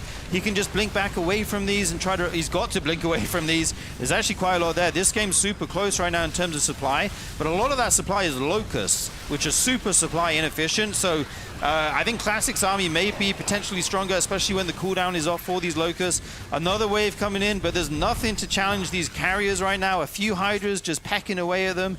The Locusts just wishing they could hit air right now. Just flow. Okay, 1 carrier goes down. That's something. Yeah, that's actually stunning. Reynor had very few Hydras, and I think maybe just these 2 Queens on the map in that moment, and he was able to take down both of the carriers. This Warp Prism also might get taken out before the Zealot Warp-In completes. In fact, it will, so that's going to have to get reset and warped in back at home. 2 more carriers getting started for Classic. It was looking so dire for Reynor, and frankly, it still is. He's only on 37 drones, but for Classic, you know, he cut carrier production for a long time. He didn't remake that 4th base, and now we have a couple more Locusts popping here in the natural expansion. Reynor, if he's able to make some magic happen and buy time with these Swarm Hosts, he might be able to find his way back into this game. Yeah, I love that he still had the mindset, oh, I need to be aggressive here with these units. I'm still going to put Niduses. He had that multitasking to do that, the APM. If you don't do that and you just sit back with the Locust, you're almost definitely going to lose. Right, with the Swarm Host, sorry, because Classic's economy is so much better here. He's trying to remake this 4th base, but yeah, that Nidus Canal has actually been there the whole game, basically, from when it was put down. And he's got to defend all of these. We don't see any transition into like a Spire or anything like that. So eventually, if the carrier count gets super high, that could be an issue. Lurkers are on the field, though, so they will be able to protect these Swarm Hosts a bit. If he's able to get them in position, though, okay, abandon this place with the Swarm Host, sends them back in the Nidus. Kind of a wasted Locust wave here. You can't get much done, and the carriers will clean this up. Yeah, but I like the decision not to go for a Spire here as Reynor. This is such a low economy, scrappy game now at 14 minutes. And yeah, Classic is at 55 workers, Reynor's at 42, but in terms of saturation, the mining is basically even. Actually, Reynor's a little bit ahead of the mineral income just because, yeah, those extra probes, they're not getting much work done. Everything is oversaturated. The main and the natural are mostly mined out. More carriers are in production, and actually we have that Hive tech coming in. I didn't catch Reynor going into Hive, but the infestation pit was very early, so he must have snuck it in at some point over the last few minutes. Vipers are going to be absolutely killer here as an addition into Reynor's composition, especially with the Hydra count slowly growing, because the carriers, again, are the main firepower here for Classic. Yes, he does have some Templar, but the Templar on their own, without a significant gateway army to support them, they're not going to get all that much done. Yeah, I think the carrier count is kind of Classic's win condition here. Like, at some point, Hydras just can't fight carriers anymore, right? But if you get the Hydras, you can try and pick them off one by one. You can try and whittle them down that way, but it's going to be very difficult here. There's already so many. And we see Immortals coming out as well. They'll kill those Swarm Hosts super quickly. Reynor being so annoying with these Nidus Clouds. Oh, he does it again! Okay, I think it's intentional now, maybe. Or maybe he's just trying to spot it. I'm not sure. But sending one unit there is so annoying because if you don't manually control the Locust, they just aggro onto the closest thing, right? And if it's one unit and you waste a wave, that really hurts. Yeah, I like these moves by Classic. I'm gonna, man, Swarm Hosts. Swarm Hosts are the bane of my existence. I know that it doesn't work at pro play, but for whatever reason, when I play on the ladder, these things just absolutely destroy me. So like, I'm writing in my notes right now. Okay, one Stalker blink in, take the aggro on the Locust. One Zealot charge in, take the aggro on the Locust. Because for Classic, it might not seem like a lot, but that is 2 full volleys or nearly full volleys of Locust that have basically been defused, which could have gotten maybe a dozen plus more probes, maybe getting some hull damage done on that Nexus. Instead, Classic, he's stabilized back at home. The Skytoss fleet, it is getting larger, plus 2 air weapons is starting up. A mothership is going to be joining the fray. A 5th base will be coming online very shortly. Reynor only just now has that 4th base getting saturated, and so now, Reynor, he was able to buy time, which I think he needed with those Swarm Hosts, but Classic has also been able to stabilize back at home very safely, and he's been able to use that time to his own advantage as well with the Skytoss fleet. Yeah, I'm getting a little bit worried here for Reynor. He does have the Vipers to yoink the carriers, but guess what? Classic's added High Templars back into his army, so he's going to be able to feed back those, and that won't be a viable tactic forever here, you know? You're not going to be able to fight a full Skytoss army with Viper Hydra when the opponent has a lot of Storms for the Hydras and feedbacks for the Vipers. Reynor throwing down Niduses everywhere. I can't believe Classic doesn't see that. It's just out of range there. He probably will spot it in just a moment here. But yeah, Reynor is going to go actually into Infestors. Interesting. Maybe we'll see some Neural at some point. Maybe Microbial Shroud. Maybe that's how he's going to deal with these Interceptors. Yeah. That Locust does get shut down. Okay, so no damage there. And one thing to know is every Nidus Canal that he throws down is costing him resources. These are not free. So, you know, he's got to try and get some damage done. Classic, though, decides it's time to... He's actually sprawling all the way down the right side of the map. I really like this. He can kind of put his army in kind of the center of the map, slightly towards the east side, and he'll be able to cover a lot of access points that the Zerg might be aggressive through. And yeah, Reynor just continues to make Vipers. I'm getting... Yeah, this is going to be a lot of Viper Infestors. Going to try and rely on these spellcasters here as the Zerg. I think the microbial shrouds might be clutch if he's able to abduct enough of these carriers. And also, I mean that's a list all the things that Zerg needs to do here, and it's going to be a lot. But also, you know, the microbial shroud, kind of a double-edged sword, because you want to clump everything under it so they don't take the damage from the interceptors, but then Storm is so dangerous, right? Because your army is very collected in one location. It's going to come down to, I think, a lot of the spellcaster control. In terms of brute force, I absolutely favor Classic's army here. In a head-to-head engagement, I think that he wins 10 times out of 10. But if Reynor is able to finesse some snipes on the Archons, on the carriers, with the Vipers, there is a way for him to get back into this. But Classic, he's about to work his way all the way to the natural expansion, Sturgeon. Oh, absolutely. He's pushing in here. He takes out the Rotron. He takes out the Nidus, so that will finally no longer be a headache for him.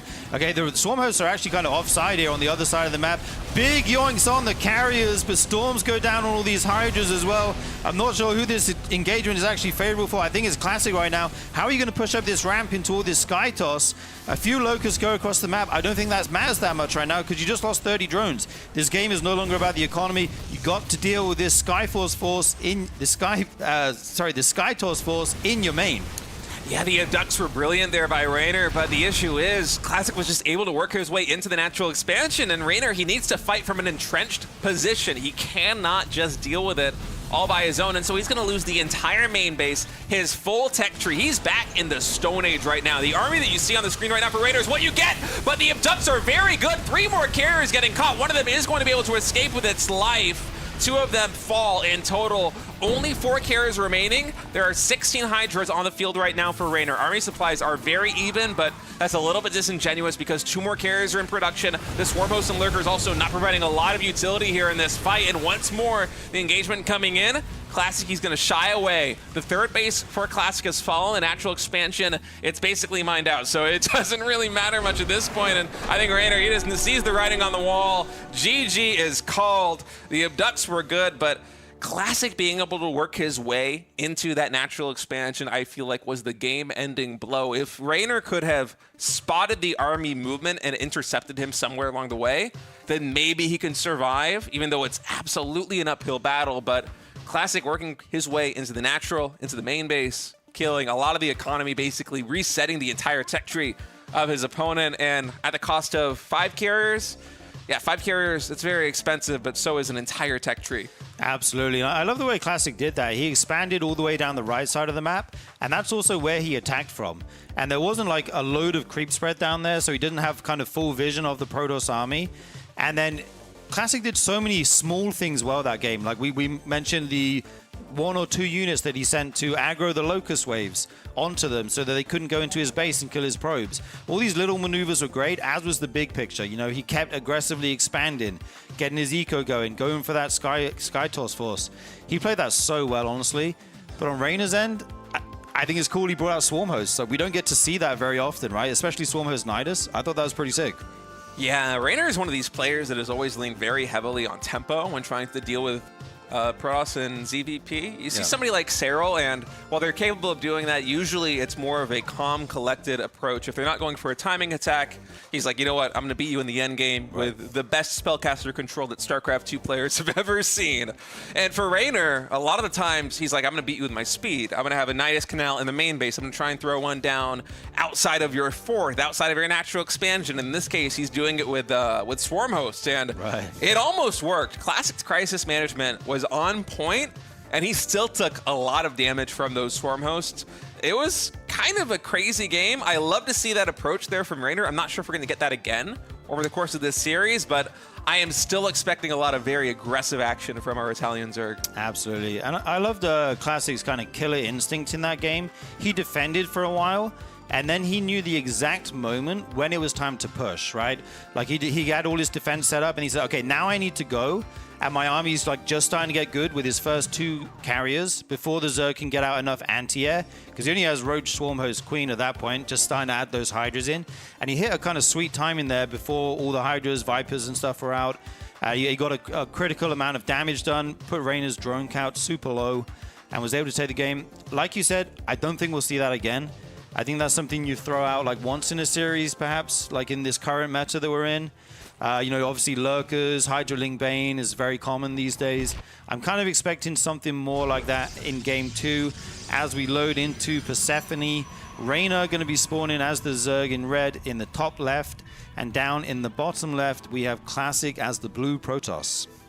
Yeah, and we'll see what the build is going to be here from Classic. He loves, I mean loves, the 6-gate Templar.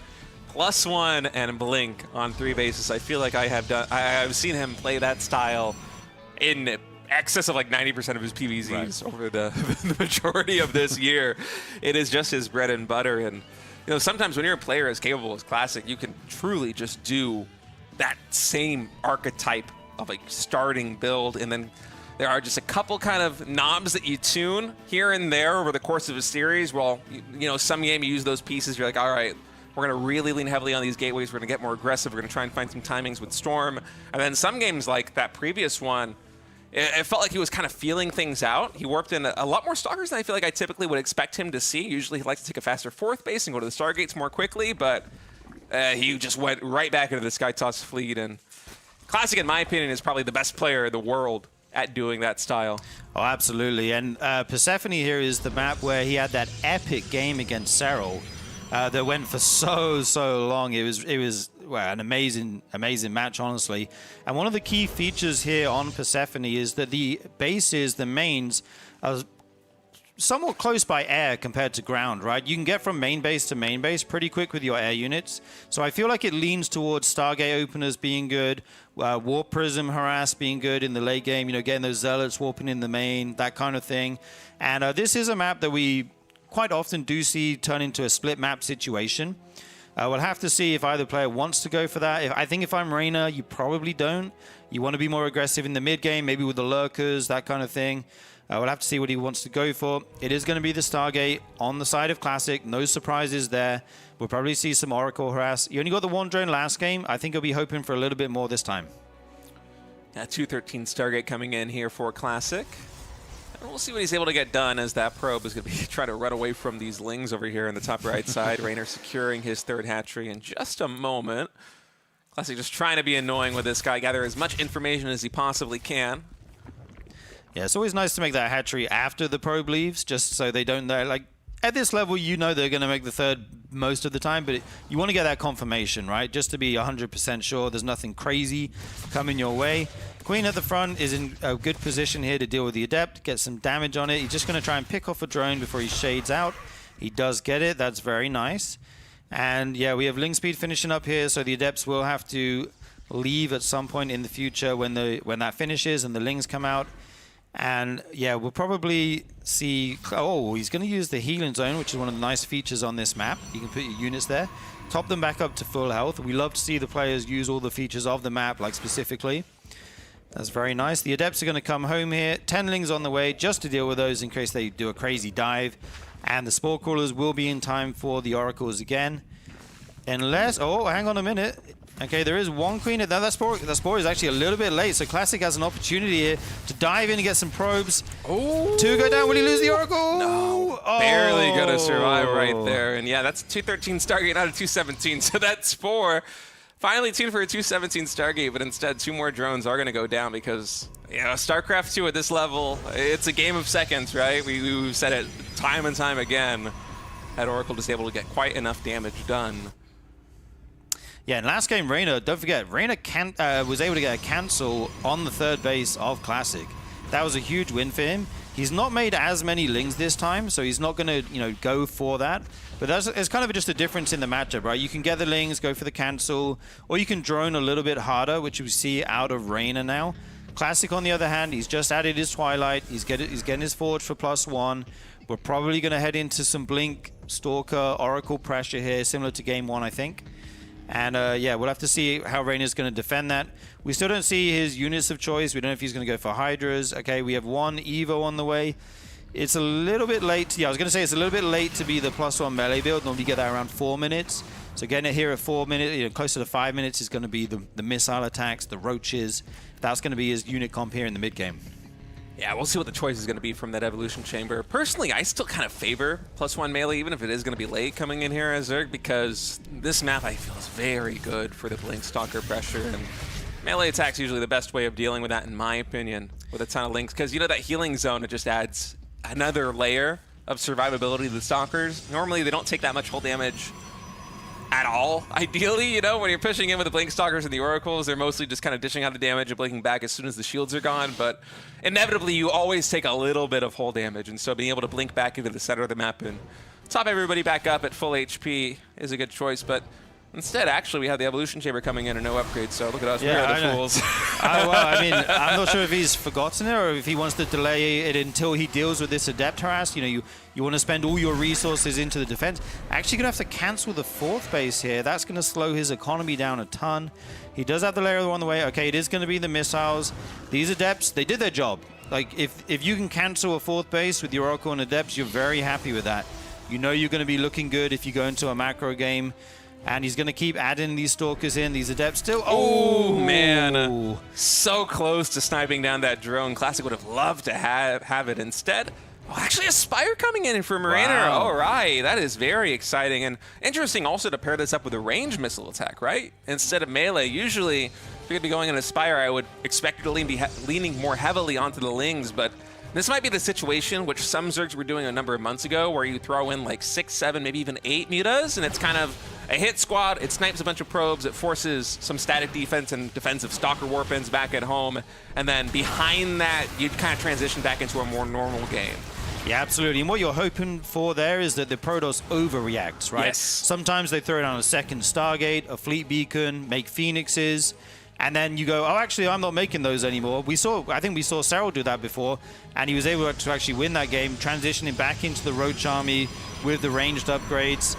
We'll have to see how many he wants to go for. I think the fact he's already getting roach speed and missiles tells us he won't go for like mass muta here. Oh, for sure. But like, yeah, he did get those gases nice and early, so he's got enough to make about 8 right now. I'd imagine he's going to make around 8, maybe 10, and try and get some damage done. Pick off some probes, kill any units that are out of position. If an Oracle gets F2'd into the main, something like that, and then yeah, he'll transition back into the army, I'd imagine. Just the 6 coming out right now, not a super scary thing, but again, you might force a big response out of the Protoss. Yeah, but look at Classic's defensive setup right now. The main base already has at least 1 photon cannon. The third's got 2 cannons and a battery. The natural expansion, I'm not exactly sure, but no, Reynor is one of those players that even if he's not going for mutas, he loves to mix in Overlord drops. He loves to go for a Nidus, and so for Classic, just proactively adding in all of the static defense, those mutas, there's only 6 of them. They're going to fly across map, and they're going to be greeted by a lot of static D and might not be able to get much damage done. I mean, this defense is pretty on point here for Protoss. Yeah, so solid right now. He does have the Fleet Beacon coming down, but I don't necessarily think it's 4 Phoenixes. I think he might just be going into his Skytoss army anyway. But, you know, making a few Phoenixes is always the option that you have when you're on double Stargate. We'll have to see if he wants to go for range. I don't know if he will necessarily. Maybe he sees that there aren't more mutas being added to the flock. There's this huge Roach Ling Ravager army pushing across, though. As he's going into Stargates, Reynor's going to try and hit a timing here. He says, I do not want to play the late game against Skydos. I'm going to try and end this early.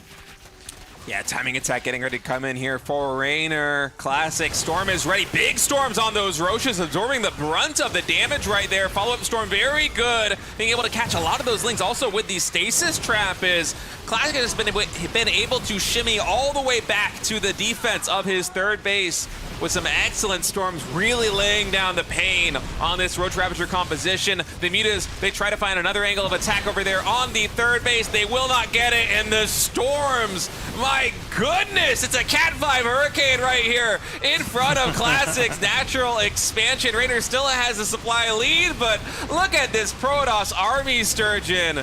The supply lead is all in Ravagers, though. That's, you know what I mean? It's very supply inefficient here. Beautiful stormers at the end there by Classic, able to push this army back. The Ling reinforcement, though, going to make sure that these Stalkers don't all go home. and he's going to just send it here. He has no follow-up here. This is it. You can't fight Ravagers.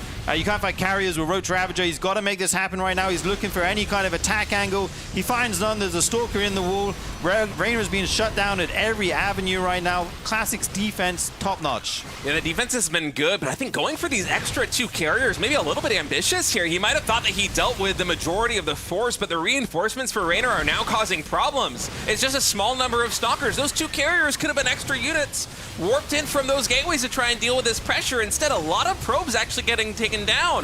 Reynor, the first volley, the first wave of this attack completely floundered, but it opened the way for this second wave to come in and get some very good trades.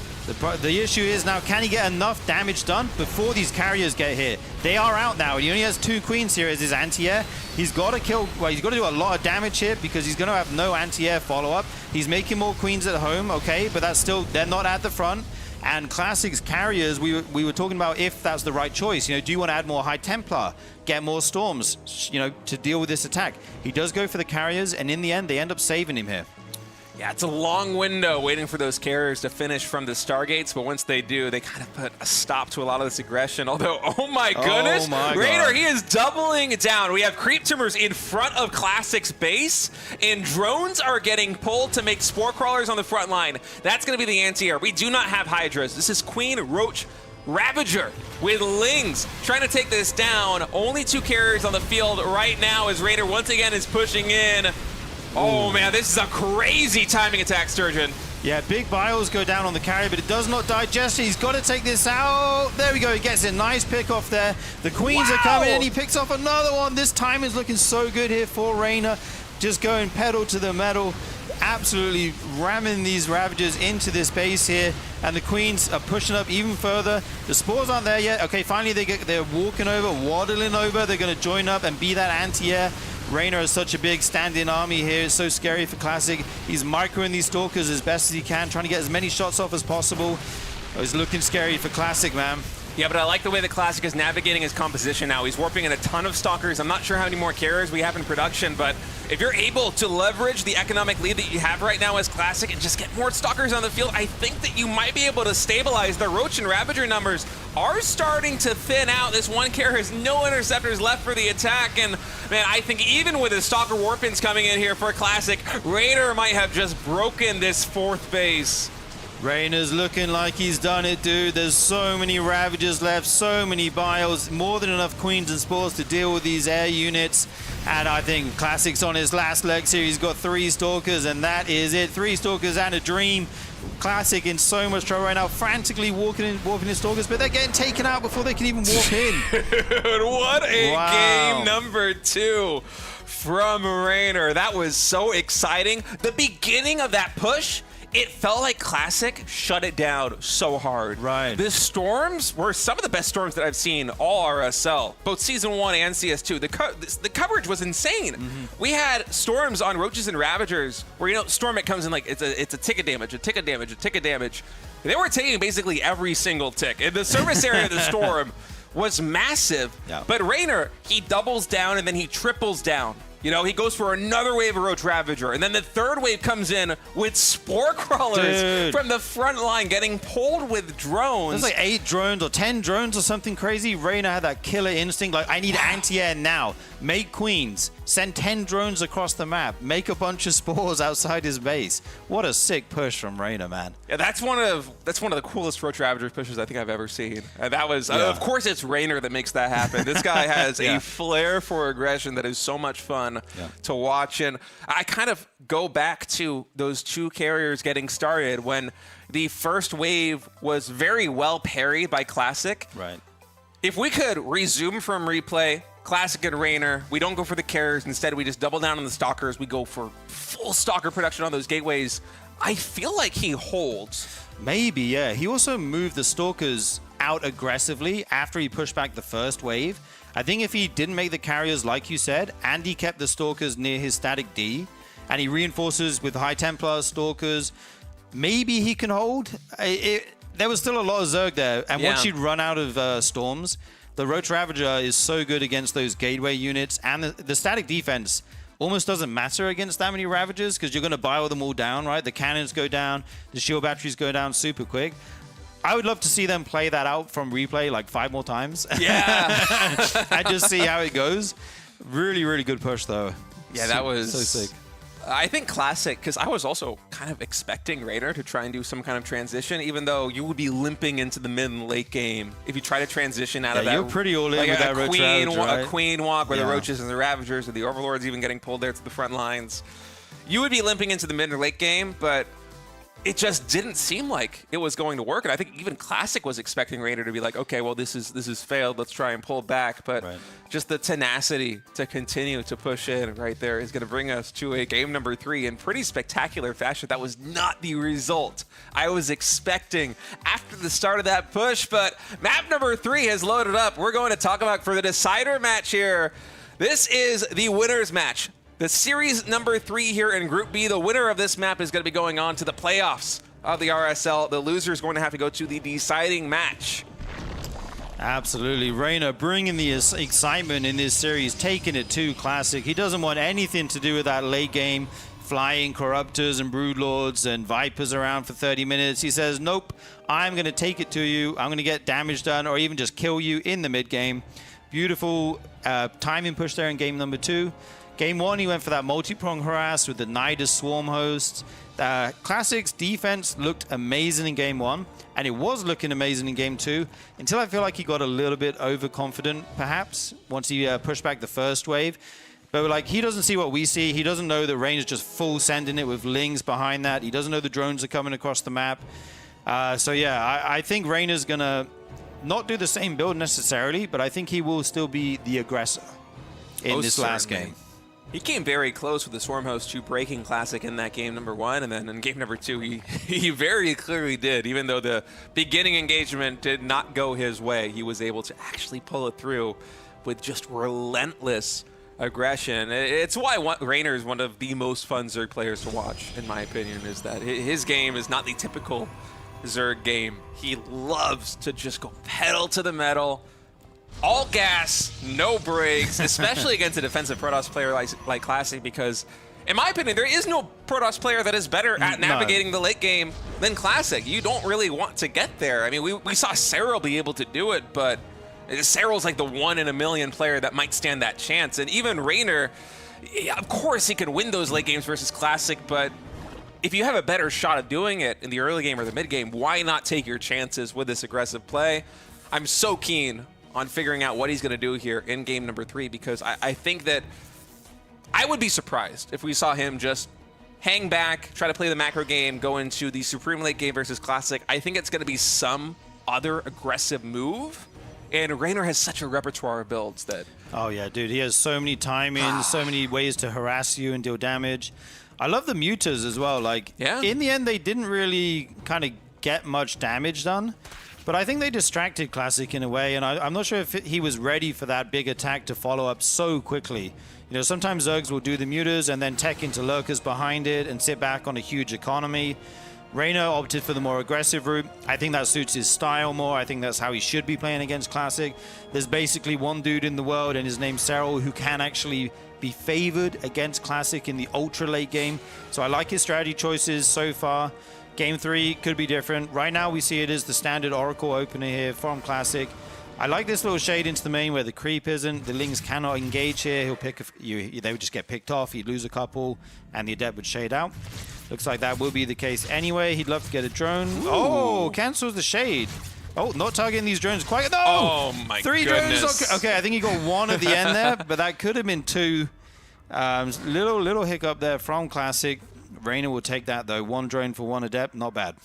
Yeah, let's see if this Adept. Okay, certainly not going to be able to complete that shade as well. If that one did go in though, if it did go in, I mean, it might have been able to get some damage done. But the thing is, the Adepts are crucial to anchoring the defense of their Nexus. If you lose all the Adepts in the early game, this Oracle has to stay here. until the next Oracle is out. And I don't even think we have that second Oracle in production. It's in fact a very fast Twilight Council and 3 more gateways. Are we going to have something like Glaives coming in? It looks like we may here. There's actually no gas at the natural for Classic right now. I'm starting to get a little bit worried. Okay, it is going to be the Glaives. There's no gas at the natural. If Reynor could see that, he would know something is up. And now the key thing for Reynor is he cannot drone too hard, right? If you go up to 55 drones, 60 drones, you've made too many. You might just die. So he's got to read this. He's still making drones. Okay, now he sees 3 adepts posturing aggressively on the map. He's going to make some more lings. It's all about if Reynor can read this in time now. Obviously, Classic has a 3rd base. It's not like he can't keep making workers and get a good economy, but he is definitely going to be the aggressor here. And the big warpings are going to start to begin now. He only made the 1 Oracle, like you said, just to get that Adept Glaive tech going as quick as possible. This is going to hit really hard. Yeah, Reynor trying to find out exactly what the game plan is. Probably a little bit confused about the lack of Oracle pressure on his side of the map. He's going to be coming back into the 3rd base. Still seeing only 2 adepts. That is quite normal. Maybe the lack of probes could be a little bit alarming. You would expect 1 or 2 of them to potentially be saturating that. And now, alarm bells should be ringing as he sees a ton of adepts just surrounding this area over here in the bottom left. Yeah, Reynor may be thinking he's overdroned a little bit and won't have enough units, so he's actually going to make a spine call in one of his bases here. That will kind of create an anchor. Okay, the adept, there's so many adepts shaded in here. The lings are going to try to do what they can, but so many got past already. Beautiful Evo wall in the natural. You love to see it. These adepts will be able to take that out, but it's buying Reynor valuable time here to make more units. He just made drones. He just made a bunch of drones. Wow. Okay, but he's actually going to be able to deal with these somewhat. The spine caller finishes just in time. That is absolutely clutch. And Reynor, hasn't lost any drones yet.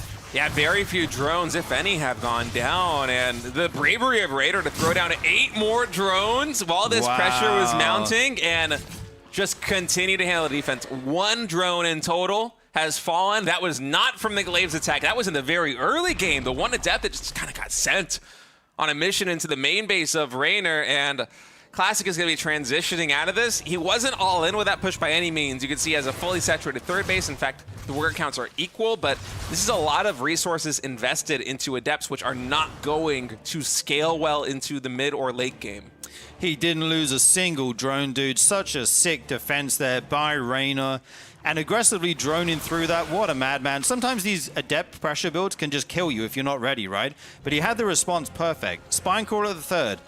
Evo to block the natural. Just beautifully done. Classic, like you said, he's not all in. He did keep making probes throughout that. He actually has the worker lead right now. And he's pivoting into Storm, into Blink. Going to be getting his +1 from the Forge. So he's going to try and take this to a later game here, as eventually these adepts will be pushed back to the other side of the map. Reynor has a decent army right now. Interesting that we have 4 more gateways and a robo in production here for Classic. He is going beyond the 6-gate +1 Blink and Storm that he typically goes to because of the initial gateways he had for the Glaives. I think this is going to be 8 gateways in total. And the robotics facility, at least to me, telegraphs the potential for some aggression with a Warp Prism. Now, only time is going to tell whether that is the avenue that Classic wants to go by, because there's also potential for Reynor to get aggressive, right? This could be Classic preemptively getting ready to absorb the impact of Reynor should he decide to go for another Queen Walk with Roach Ravager Ling, or some other aggressive option like Swarm Host as we saw in the past. But that is not the game Reynor is playing. Instead, he is macroing up, and Classic, I was wondering, are you going to get aggressive? He is very quickly taking gases at that 4th base. Number 7 and 8 are going up, so I think it is just extra safety gateways. He's going to try and play that defensive game. Yeah, this is Classic's bread and butter, right? Get that 4th base, get your Storm first of all so that you're safe. Eventually transition into Stargate, start going for that Sky Toss army, which is so deadly. Reynor is going to go for Lurkers here. We'll see him get the range and Burrow upgrade as his high finishes. And he's going to try and be aggressive before Classic can make the pivot to that big Sky Toss army that we were talking about. A few adepts go down in the middle of the map. Not the biggest deal at this point. Like you said, they do drop off hard. You'd obviously like to keep them alive if you could, but not a big deal here. And that War Prism is out. I'd love to see Classic go for some Zealot run-bys and stuff like that on this kind of map, where you can put it in the corner, you can bring it all the way around the top and left side to the main base, and go for that kind of harass. Second robo now coming in for Classic. He's actually committing very hard to the ground-based army, adding in Immortals as well. Reynor, I think, will not be anticipating this. Okay, finally we have the second Stargate. Likely a Fleet Beacon will be following soon, but the fact that this transition is coming in so late here for Classic, he is really preparing to absorb some kind of attack. And yes, Reynor is pressuring with Roaches and Lings, excuse me, at both the fourth and the third base, trying to snipe down these Templar. Able to get at least one of them here with this 5 Roach hit squad. Gets a second. Can he get a third? Well, he gets an Archon morphing in. That is good enough here for Reynor, and this was not a very committed attack. He's going into high-tech lurkers. Seismic Spines has just started researching. +2 range weapons is coming online. Tons of Hydras and Lings are in production. I like that move a lot there by Reynor. Classic was well prepared to deal with a large-scale timing attack. That is not what Reynor did. Reynor came in, he traded very cost-effectively with units that aren't going to be scaling well into the late game, a lot of Roaches, and he's remaxing on these high-power, high-tech units, the Lurkers with the Hydras and the Lings. He's making a Nidus Worm, dude. He's going to be making them everywhere. He's going to try and get those Lurkers in the main base, behind the mineral lines, be annoying everywhere. Okay, Classic did try to send the War Prism to the main. Reynor deflects beautifully while he pushes the front with all these Lurkers. There's a few Storms, but there's so much Zerg ground army right now, and he only has a couple of Immortals. It's not like Maru numbers like we saw the other day. He's not going to be able to fight these Lurkers head on. He actually has to evacuate the fourth base with all of those probes. Yeah, now that Seismic Spines is complete, these Lurkers, their value is just riding so quickly. And oh man, I like this move by Classic, aggressively blinking on top of these Lurkers in the middle. Is like, all right, you will take down my 12 o'clock base, but I will find some compensation by trading effectively here in the center. But honestly, I say effectively, this engagement actually went so well for Reynor, despite being caught out of position, and the Ling flank was a big part of that. He was able to surround the Archon. He might have even been able to pick off a couple of Templar there. And now he's coming to converge on both sides of this army. Classic, you cannot escape in time. Classic, he's winning the fight on the left side, so he's going to blink all the way over there. But the Roaches and Ravagers, or Roaches and Hydras, excuse me, coming in again from the main. Classic is absolutely on the run, and Reynor is in a commanding position. You can't leave! Zerg coming from all angles. Reynor surrounds that Protoss force with the Lurkers, with the Hydras. Classic lost his fourth base, forced to basically all in there. You cannot just go back, make your fourth base and chill against the Zerg with that huge economy and, you know, all the tech that he wants. He's forced to just send it basically and hope something works out. Reynor was there though, ready with the defense, able to take that game number 3. I knew he would do it, man. Yeah, man, your confidence absolutely paid off right there. Reynor played such a fantastic series, even though the game that he lost, I mean, he was very impressive with the Swarm Host Nidus play, and then Game 2 and Game 3, Game 2 just winning with sheer tenacity, and Game 3, that defense was so perfect against the Glaive Adepts. He lost 0 drones. He didn't lose a drone. And that wasn't even like a delayed Glaive Adepts push. We had one Oracle come out of one Stargate, and then behind that it was the Twilight Council, the additional gateways, and the fact that he lost no drones, and it's not like he cut drones significantly either. The attack started, he queued up 8 more. The defense was just so on point, carried that momentum into the mid game, and then with a clutch high-tech timing of Hydras, of Lurkers, of Lings, just able to absolutely pummel the 12 o'clock base and the army of Classic. Beautiful series by Reynor. He's going to advance first in this group, but we do still have 2 series left to play. Absolutely. I love the way Reynor made it look like a similar timing from game number 2. You know, he pressured with the Roachling in the mid game, and maybe Classic thought, oh, this is going to be the same thing. But it wasn't. It was Lurkers behind it. And yeah, just such a good variety of builds from Reynor in this series. Absolute joy to watch. Now, we do have the losers match coming up. We're going to have another PvP on our hand state. It is, of course, going to be Astrea versus SOS. The winner of that will go to the tiebreak match where they will face Classic. Yeah, nothing but Protoss left here in Group B is SOS and Astrea. I feel like that's going to be a very close series between those two. The winner of them is going to have the privilege of going against the RSL Season 1 champion in Classic to determine who is going to be advancing from Group B into the playoffs. Yep, absolutely, guys. Check out the Patreon, RSL Patreon, patreon.com/ReviveSC2. There's a bunch of tiers, a bunch of different ways you can support the RSL. And Patrons get plenty of perks. You can vote for the maps. You can vote for the players. Tasteless will send you a DM. I don't know. There's all kinds of things, guys. Check it out. Tiers for everybody. Thank you so much to everyone so far who supported. You are what is keeping the RSL going right now. We appreciate you so much. Yeah, we wouldn't be able to do the live event at the end of the year if it wasn't for all the backers on Patreon as well. And I cannot wait to get into that. But before then, we got to get through Season 2, guys. We're going to take a short break. When we get back, Group B is going to continue with the last 2 series of the day.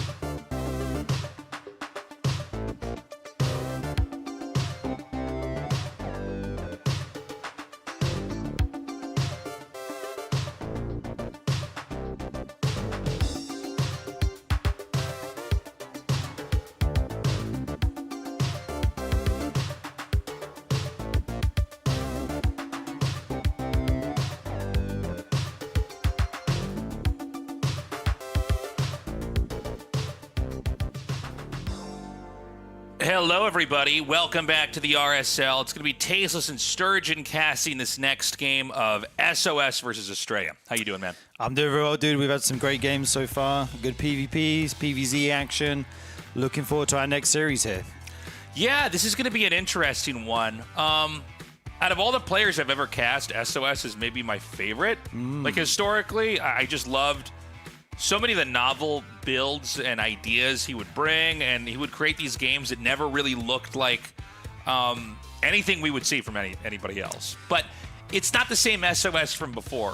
Like, this is an SOS who has not been as active. Obviously, StarCraft 2, especially, there was this whole period this year where there was basically no major tournaments, but he hadn't been that active. He's still good enough to qualify for your GSL, for your RSL, tournaments like that. But I'm curious what he can come up with here. Astrea's been very active. He's looking really good. This should be a close match. I mean, SOS can still, I think, take a game off almost anybody. Absolutely. This is kind of version 2 of SOS. Like, we used to know him for the hyper aggression, but in that first series today, we saw him against Classic just say, I'm perfectly happy expanding and actually defending your aggression. So he's kind of, developing his play more, getting a more variety of styles. I think Astrea also kind of likes to play defensively in PvP. Like, he definitely can do, aggressive builds as well. But I think we might actually, this is the best chance we have of getting some good macro PvPs today, I think. I feel like with my luck, I never end up with a long, crazy PvP. And I mean that like that's too bad. I would like to have actually a crazy long macro game PvP. A lot of them end up being super short for whatever reason. But I would welcome that. That would be fun. We'll see if this map is going to allow any kind of play like that. But yeah, I don't know what exactly to expect with these two as they come into this. Again, the loser is out here in the group phase of the tournament. This is a map also. It's new enough, and there's enough ideas. As you can see, Mapu's already showing us that maybe there's some weird tricks, there's some one-offs with cheese or something like that that we might have not thought of before. Yeah, maybe some nice proxy locations you can hide a build in that someone's not going to be used to checking. We see all those gold minerals there giving you access to the rest of the map and that base in the corner. We do see that lead to some interesting builds, like in other matchups, especially with drops and all-ins and that kind of stuff. Here in PvP is going to be a nice little spot to fly a Warp Prism in. We do see more blue minerals on this side. So there's a lot of different kind of map features that you need to be aware of here. We see both players opening 2 gate here, so neither one's going to be going for a super fast Nexus. And there could be a lot of potential for aggression here in game number 1. This probe going to just slowly go through the zones in the middle. I always wonder why they don't rally those around the slow zones. I was going to say. It's like it's kind of painful to watch. Yeah. But it's pretty painful. But nonetheless, that probe will make its way to the other side of the map. And there it is. We see the first pylon going down in actually his corner of the map. Yeah. So when you see a pylon in a position like this, you're not necessarily thinking like a proxy robo or something, right? It seems like it's more to make a tech that you just would not be able to see at this distance. So maybe it's going to be DT? Definitely a possibility here. Okay, Tasters, I think you may have called it here. We see the Twilight going down. Yeah, you're not going to check here, right? If you're looking for proxies, you're going to look around your corners of the map. You're going to look around the middle of the map. If it's going to, a proxy robot wants to be close to your base, obviously, to get that Immortal, get that War Prism there quickly. But you're basically very unlikely to check your opponent's corner of the map. So I really like this position of the proxy here for SOS. And it's up to if Astrea is going to be able to sniff this out or not. Okay, 2 Stalkers do pick off this first probe. Nice little pick off there. And yeah, we'll see. He does have the 2 gates, so he has 2 Stalkers of his own. Oh, okay. So it's not going to be DT, but it's hidden blink. That's interesting because if you don't see Never mind. It's so funny because in StarCraft 2 specifically, unlike StarCraft 1, there's so many places you can hide a building. Right. This is maybe one of the most far out locations. Yeah. For a map like this, but that's insane. He sees it. So the element of surprise is gone. Although I don't think this hurts SOS so much as it just takes away that element of surprise, the opportunity to maybe blindside his opponent with a lot of stalkers with blink. to where he could snowball damage. Yeah, absolutely. And we do see the Robo coming down here for Astrea. That's the perfect response, right? You want to get more. You cannot lose a Stalker, though, when you're doing a Blink Stalker all in. Oh, it goes down. Rough start here for SOS. Astrea has actually been super aggressive here. Gets the Stalkers in before that block. And if he depowers these gateways, okay, no, he's going to go for the probes instead. Interesting choice here. He's going to pick off a few to begin with. Already 3 going down, Tacers. This is a lot of damage. I mean, this number of Stalkers can keep one-shotting probes. He's going to recall it here, deciding not to loop around. I don't know why in my head I felt like he had that hard commit there and try to kill more. But you've already gotten a couple probe kills versus a guy who's on one base. You're making your Immortal. I don't see any cracks right now in Astrea's position at all. Absolutely. I mean, SOS is on 18 workers, not a great economy, obviously. He's got to make this happen with what he's got. Astrea's doing the right thing, though. He's making a shield battery. He's getting Immortals out as quickly as he can.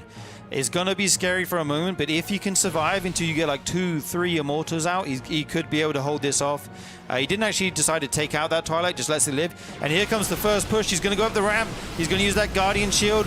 Couple units going down here for Astrea, but he manages to push this Stalker back. So many weak Stalkers right now. The Blink ability is just saving them in time.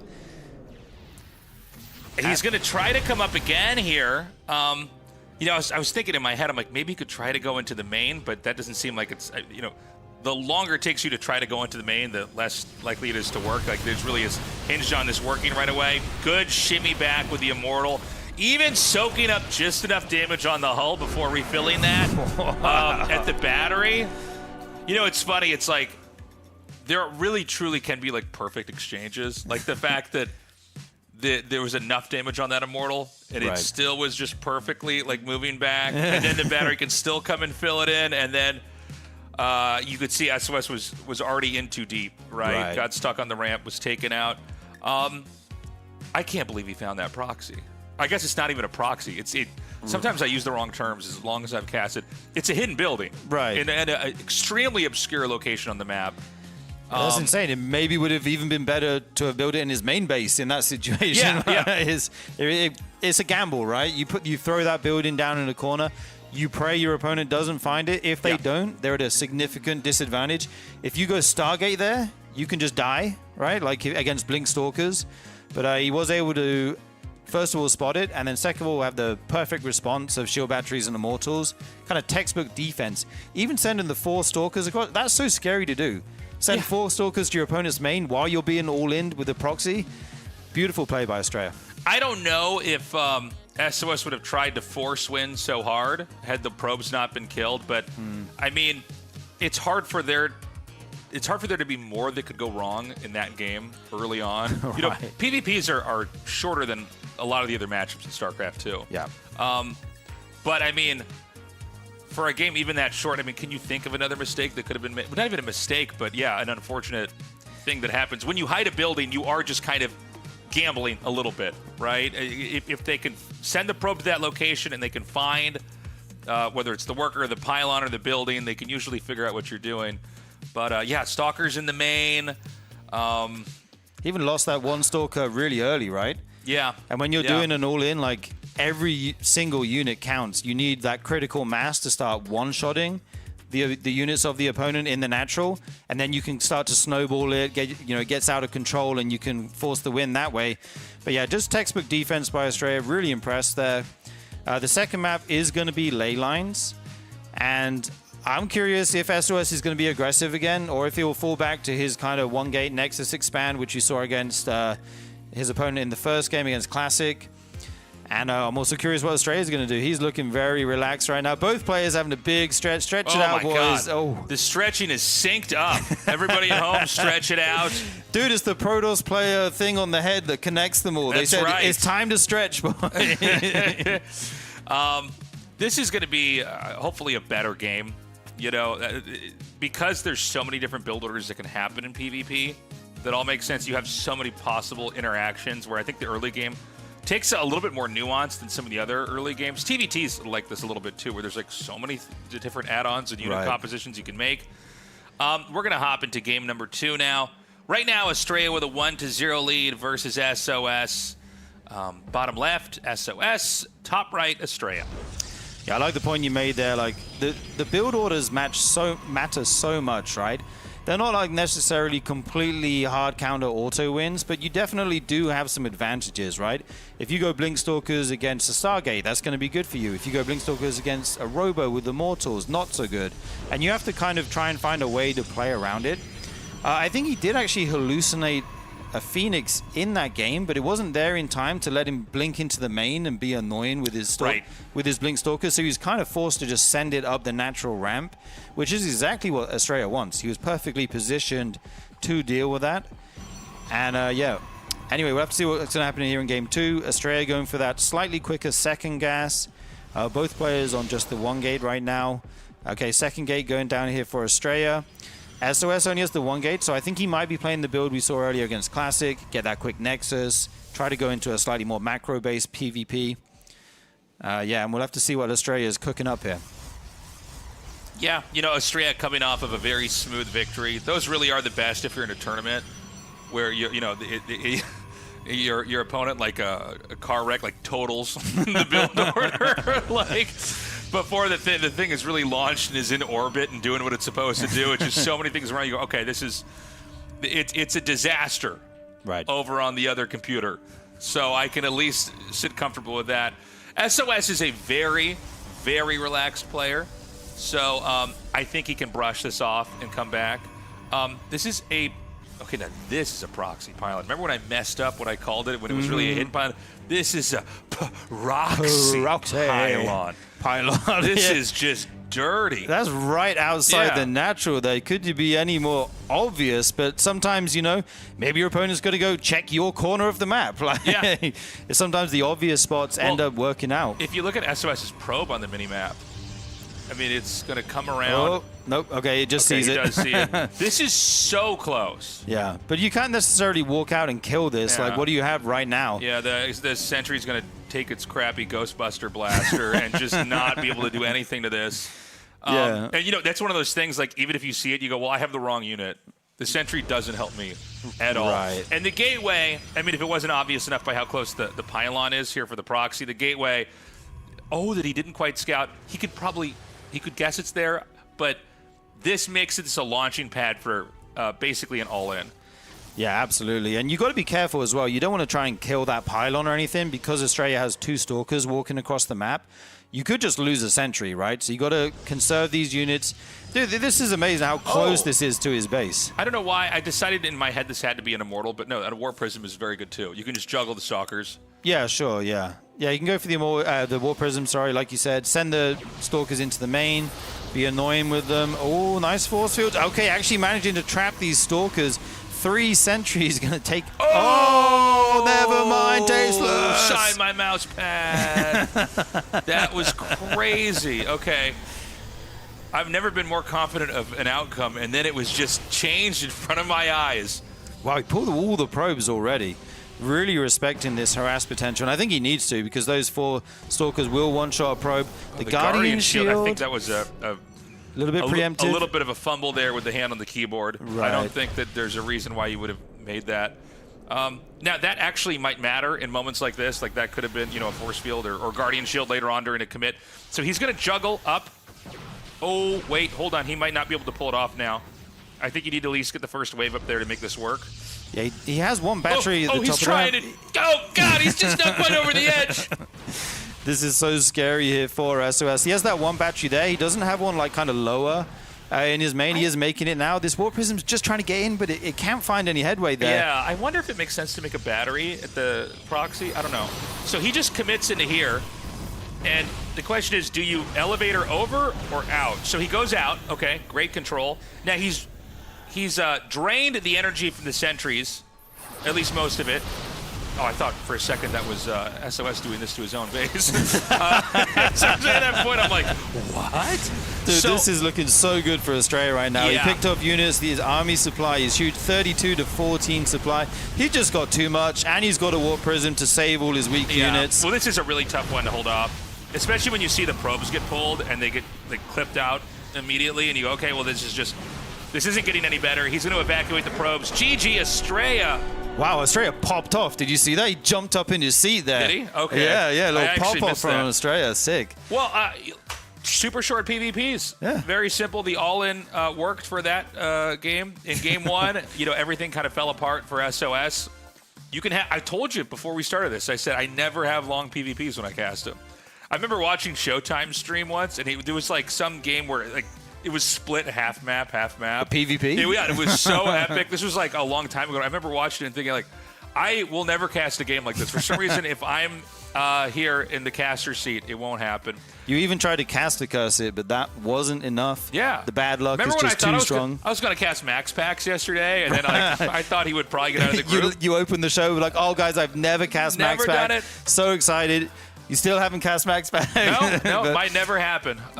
you might get a macro PvP one day because Astrea will move on to play Classic. That's right. See that segue? In the tiebreaker So here. good. So good.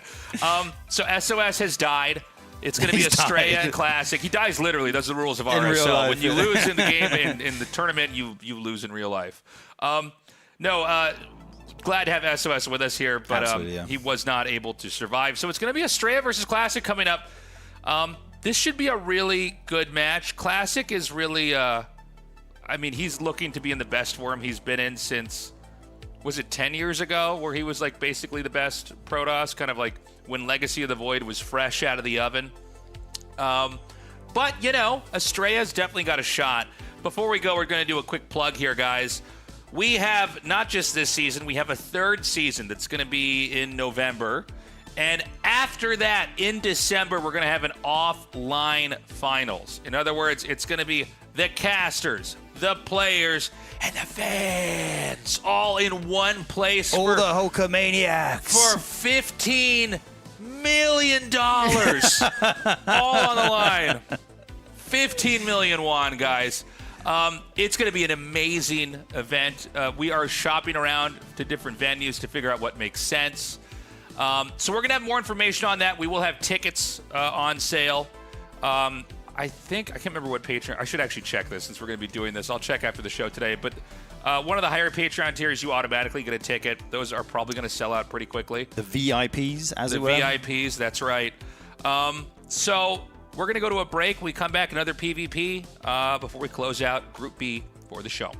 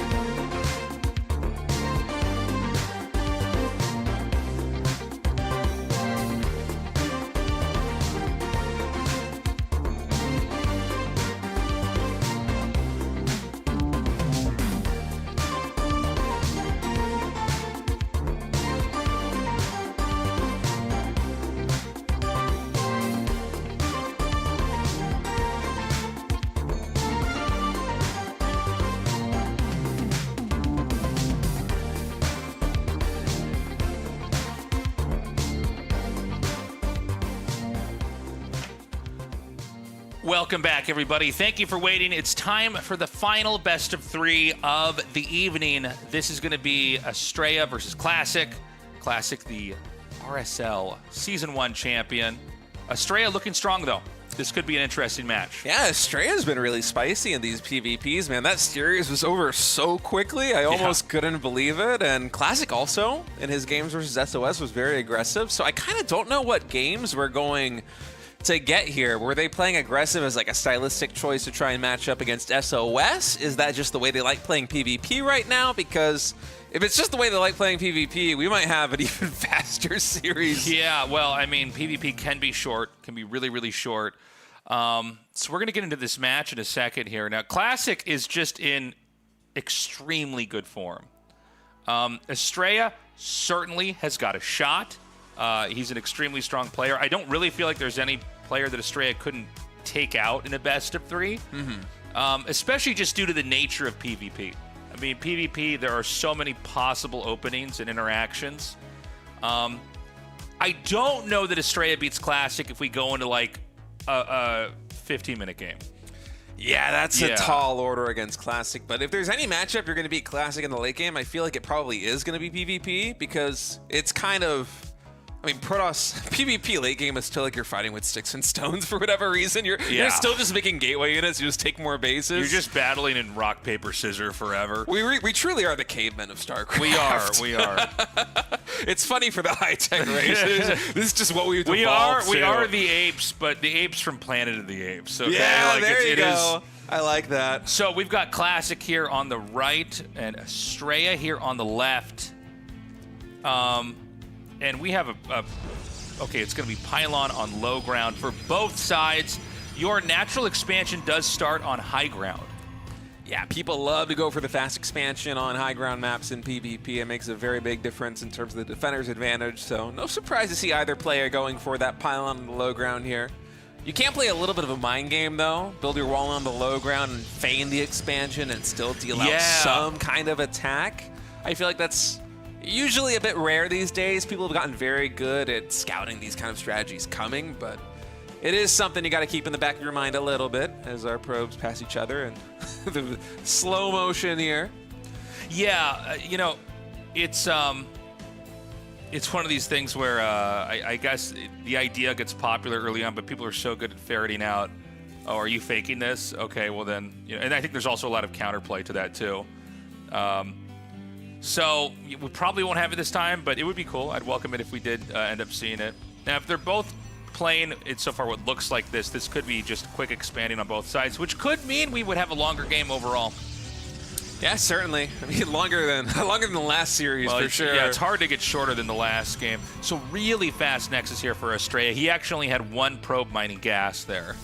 Oh, wow. Yeah, good catch, Tasteless, on the gas mining. Astrea going to get the faster Nexus here, and Classic remains to be seen whether he will be going for a faster expansion. He is already on 2 Vespene Geysers. It still is just the 1 gateway expansion, but he might allow that Zealot to finish.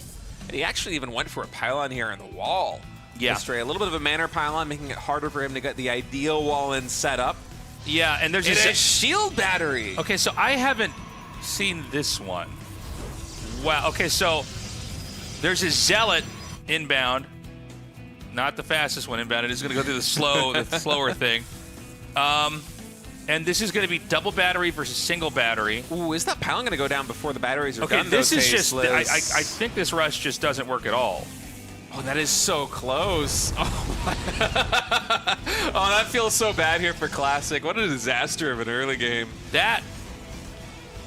You know, whenever I see something that's like that novel of an opening, I get so excited, but then I'm trying to think, okay, how does this work, right? I mean, there's a reason why you don't see one Zealot go across the map ever.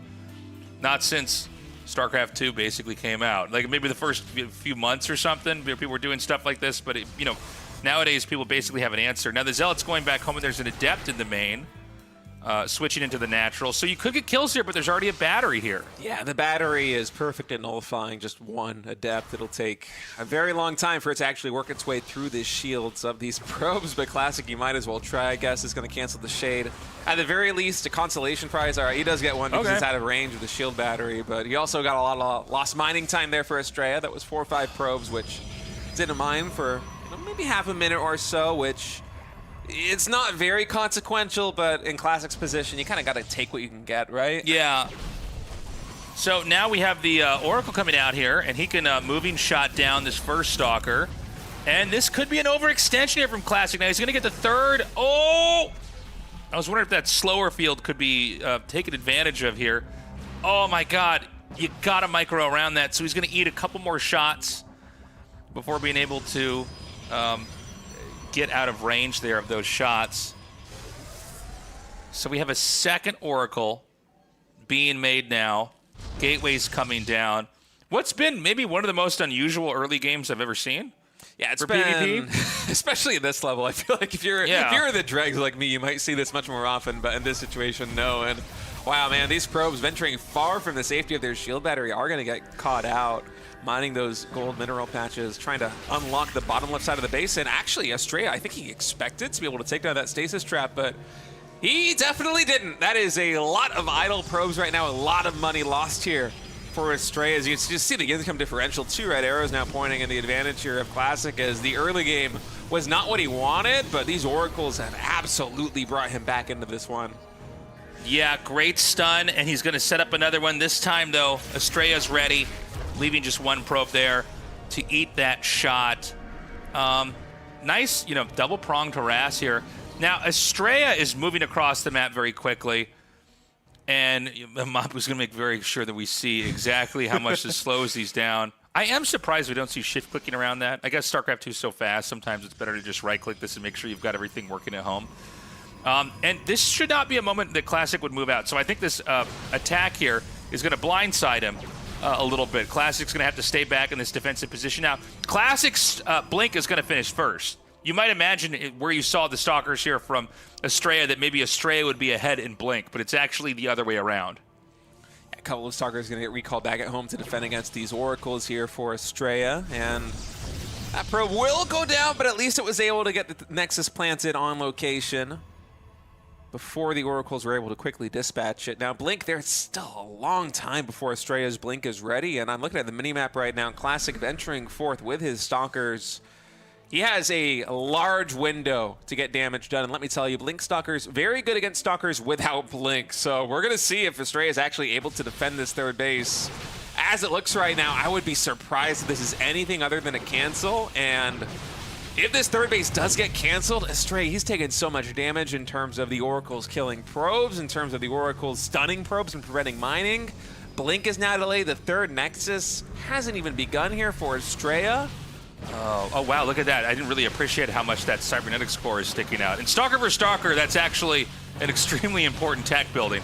Yeah, also the pylon placement right now really complicates things for Astrea. The Stalkers cannot move between the Nexus and the pylon, so it's very awkward for Astrea to actually maneuver defensively on the high ground here. How many Stalkers could you warp in? And with the time it would take for the cybernetics core to come back, I wonder. It's a lot. I mean, look at the money floating right now. Yeah, it's huge. Yeah, so I wonder, can you just make enough Stalkers and then Blink on top of this and win the game? It's getting close to that point, I think, Tasteless. I've never actually thought about this. Whenever I see the cybernetics core going down, I always think, that's, sometimes I feel like as casters, we don't put that much emphasis on it, but really it is like a pivotal tech building when Stalker Blink is in place. So, yeah, maybe he can try to snowball this. I don't know. Astrea, if he had unlimited production right now, could have made 10 more Stalkers. I mean, it's crazy. It's pretty absurd. What a difference that makes. Of course, he might not even have the gateway production cycles right now to get all of those warp-ins, but Classic just firing on all cylinders. Another cancel going to come in on this expansion, and Astrea has to try and find to work his way through the mineral fields. Classic's even going to take down this rock watchtower. It will disperse the mineral fields, but it creates just another barrier of entry here for Astrea, and he's just going to try and meet Classic head on right now with this Immortal. He needs to get this expansion, but no! Every Stalker blinks forward into the stasis trap, and Classic, I don't think he is going to let this opportunity go unseized. He is blinking forward, and Astrea is basically dead to rights, man. Yeah, I think that could be fatal damage.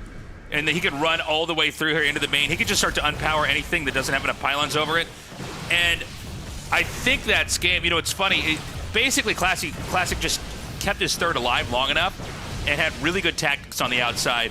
The stun there on that stasis ward was too much damage.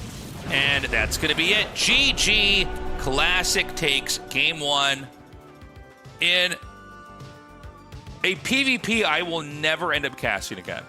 Yeah, that was so wonky. Yeah. That was really a weird PvP. The double shield battery and the mana pylon over at the natural wall in there for Astrea. Clearly, Classic wanted to try and get something done. If the shield battery is maybe like a touch faster, or if the pro pull, if there was one less pro pull to try and take on the pylon, maybe Classic could have made something happen. And that's kind of situation where you look at it and you're like, well, his Nexus is done, yours is just now starting.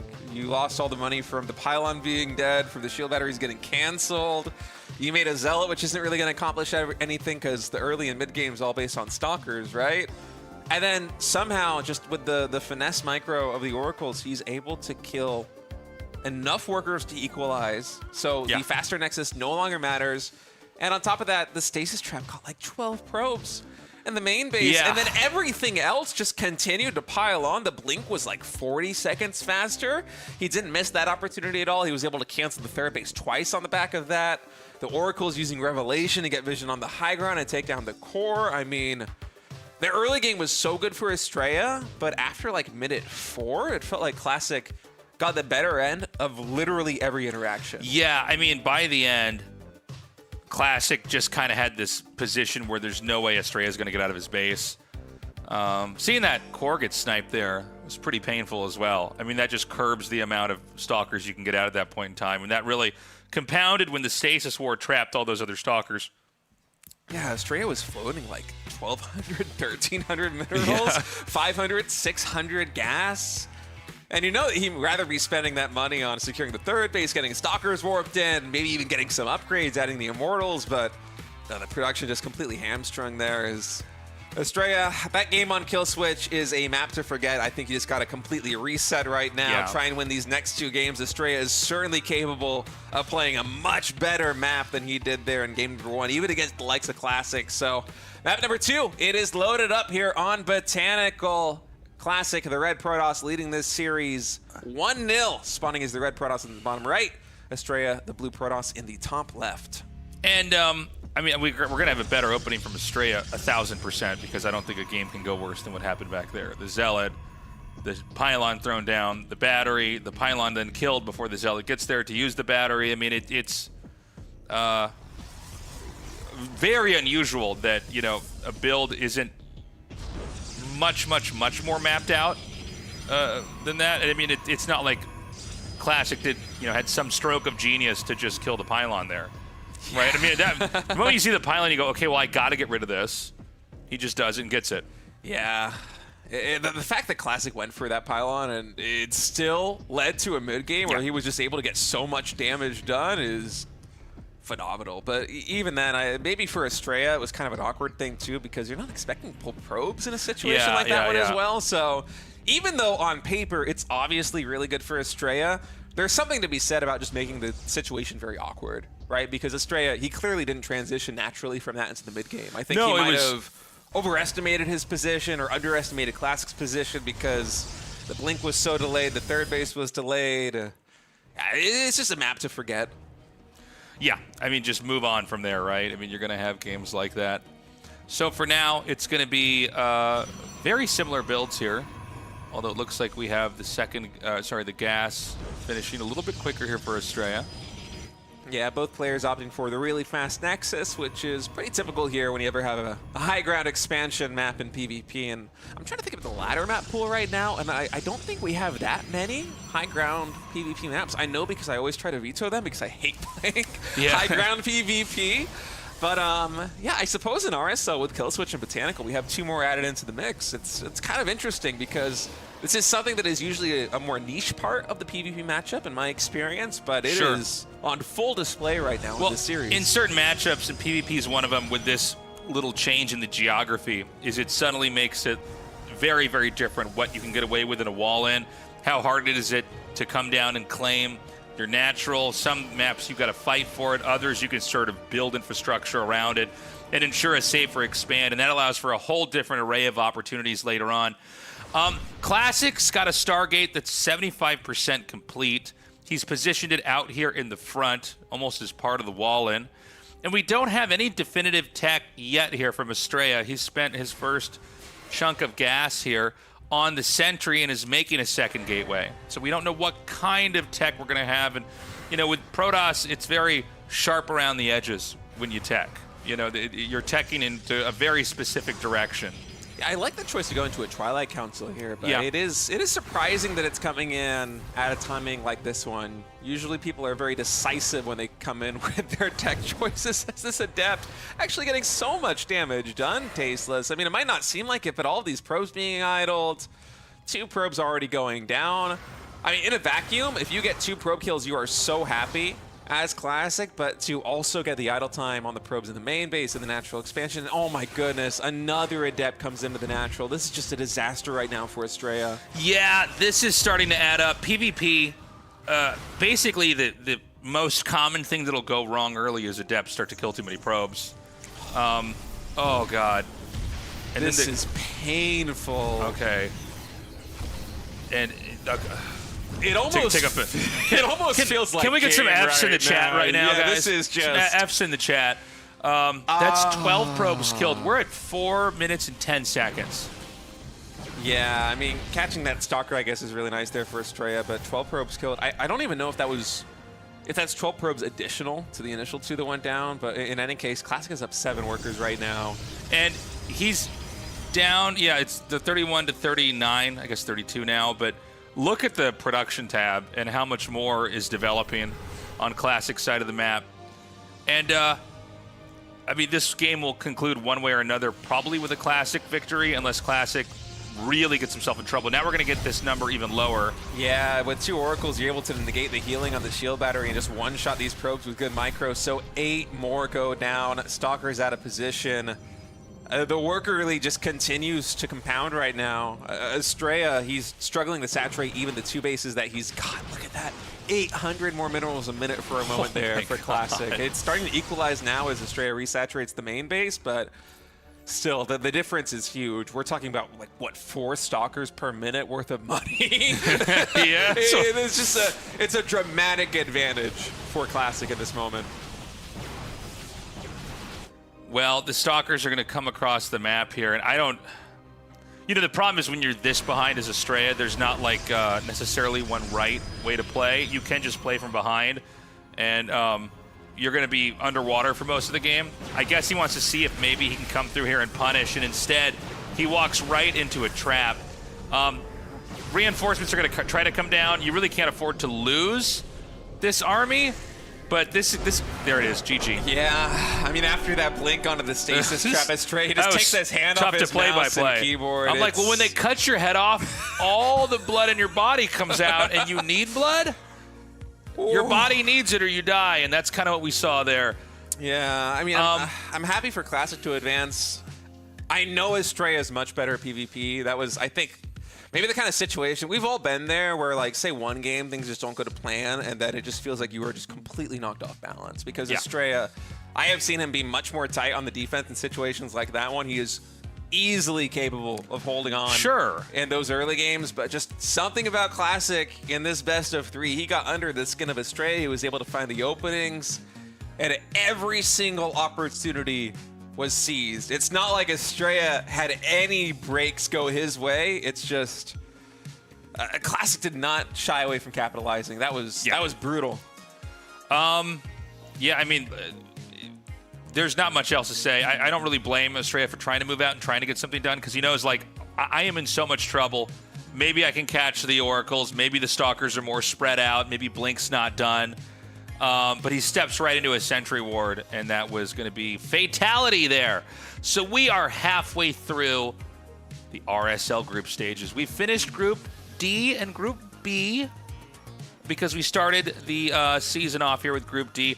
Tomorrow is going to be Group C, and then we will wrap it up on Sunday night with Group A before we go to the bracketed portion of the tournament, which is really the majority of what RSL is.